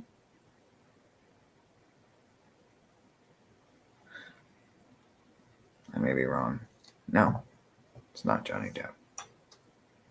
It's oh goodness. Oh no, done. I can see his face. I can't think of his name. Anyhow, it's got a very A-list actor in it now, but it was one of his first movies. Oh. Nope. He was there and then gone. Okay. Yeah. You push very hard. Yeah. I can tell. 35 years.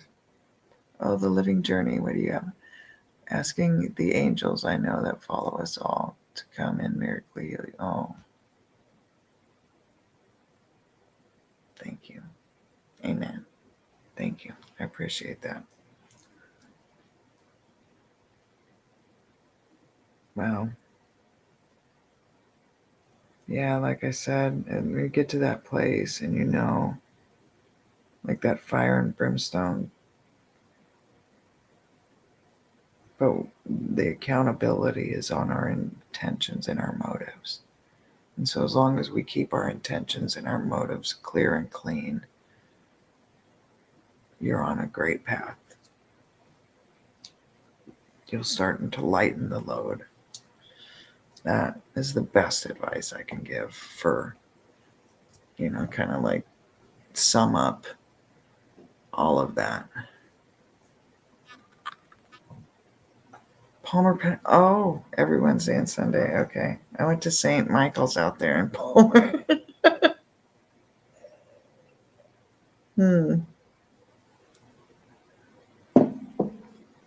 Yep. I would drive all the way from Anchorage out there. Nutsoid. But I would take my godmother. So we would go together and we'd sit there and pray the rosary together, and we'd do Stations of the Cross and Lent and all of it. Did all of it. Oh, okay. I know where that is. Church on the Rock. I know exactly where that is. My dad was baptized in Big Lake. You know the church right there on the road by like the SBS is right there. Oh, what is that church called? And that's where my dad went. Pastor Tom. Very good friend of the family. I woke up one day and knew it was all real. Yeah, right on the corner. Yep, the living journey. Yep.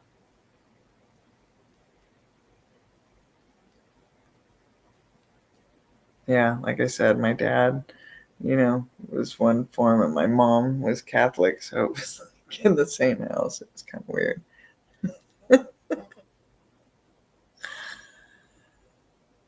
Okay. Yeah, I remember after coming home from church and stuff, and I'd ask my dad why he wouldn't go with us, and like, oh, I don't go to that idol worshiping church.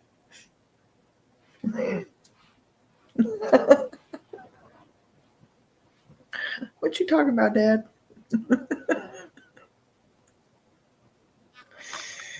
Made for some interesting Sundays for sure.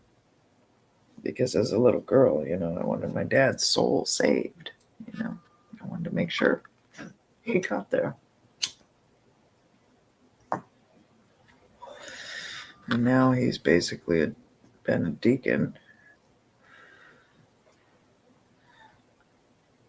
I'm trying to think of Pastor Tom's church there on Fairview Loop Road in Wasilla. It's huge now. Massive. Yes. We are all a miniature church. Yep. We're all little miniature churches. That Holy Spirit lives in all of us. If we allow it. Yeah, he is. I remember I went to, oh my gosh, which Bible camp was it? It's down in Soldotna. Oh my goodness. Victory Bible Camp. And I remember in the middle of the night down there, the reason why I laughed was some other thing my sister and I got in trouble for, but in the middle of the night, they have all the bunk beds and stuff for kids and those kind of like areas, there's just a room full of tons of bunk. Anyhow, I was on the bottom bunk, and no, I was on the top bunk. That's right. That's why I don't sleep on the top bunk anymore, because of this because of this situation. Anyhow, in the middle of the night, I woke up and someone was tapping my shoulder. Like, I felt someone tapping me on the shoulder, like, wake up, wake up. And no one was there. Everybody was sound asleep. Like, I looked around, no one was moving, and I was even asking, like, oh, everybody's dead asleep. So I got out of my bed, and the camp counselor was sleeping underneath me, you know. I was that kid, the little. Anyway, so I'm like, oh, did you tap me on the shoulder? She's like, no. And I was just freaked out. I was so freaked out. How old was I?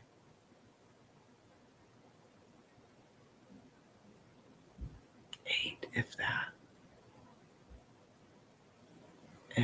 If that. Anyhow, I freaked out, and she was like, have you ever been saved? Like, no, what's that? No, I don't know what that is. And so she sat down with me and prayed,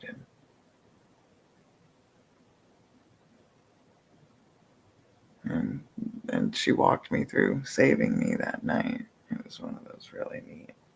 Yeah, and it was really special to me. It was really sweet. It was really neat. I just remember going to bed feeling so peaceful and comforted, and like, it's okay. But I immediately requested the bottom bunk the next day.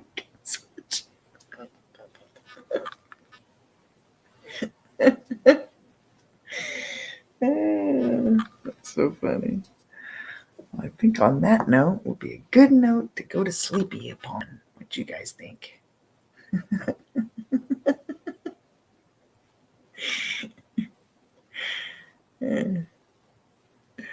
I hope you guys had an awesome night with me. Thank you. Thank you for being here and celebrating it with me and going through my unboxings. That was fun. I really, really appreciate it. So tomorrow, like I said, we're going to go head to the coast. We'll be going to Newport. And then we're not going to have reception the first night. So I don't know if you're going to see me anywhere, not even in chat. So I don't know, unless I figure something out. And then the next night, we're going to move from the one park to the other park, because we're going to take our RV. And we do have reception at the other park. So I plan on taking you guys out looking for footies on the coast. Who knows what we'll see. Thank you. Thanks for joining me. Jake's waking up. Sunrise, and I'm going to sleep. Well, it's 3 a.m. here. Oh, you've never seen the West Coast? Well, come along. I'll take you for a journey. Thank you, Dave. So awesome. So awesome to see y'all here. Oh, 6 a.m. Okay. Oh, towards the East Coast. Okay. Well, you're on the East Coast, right? Yeah, 3 hours ahead. Awesome. Well, yeah, I'll take you along. I'll get you out to the beach. That's one of my plans. If not live, I will take some video for you guys. So we'll get some video of the beach. We'll do some coast video, and then some get into the woods. Those Oregon trees are massive. Huge. Oh, you're near Chicago. Okay. Right on. Oh, you're East Coast. Okay, right on. Woohoo. East Coast meets West Coast. Pow. That'll be awesome. Oh, okay. A lot of Alaska coastline. Sweet. Alaska has a lot of coastline too. I do too, Mystics Walks. I love it. Oh, I love it all. But I do love the forest. There's something magical about being in the forest. You too. You too. Do you guys whisper when you go in the forest? I find I do. All right, everyone. You guys have an awesome night, morning, wherever it be, wherever. Oh, hey, Becky. Will you leave this up so I can watch first 2 hours? Yeah. I don't take them down. Sometimes they get put up as unlisted or private, and I try and switch them back.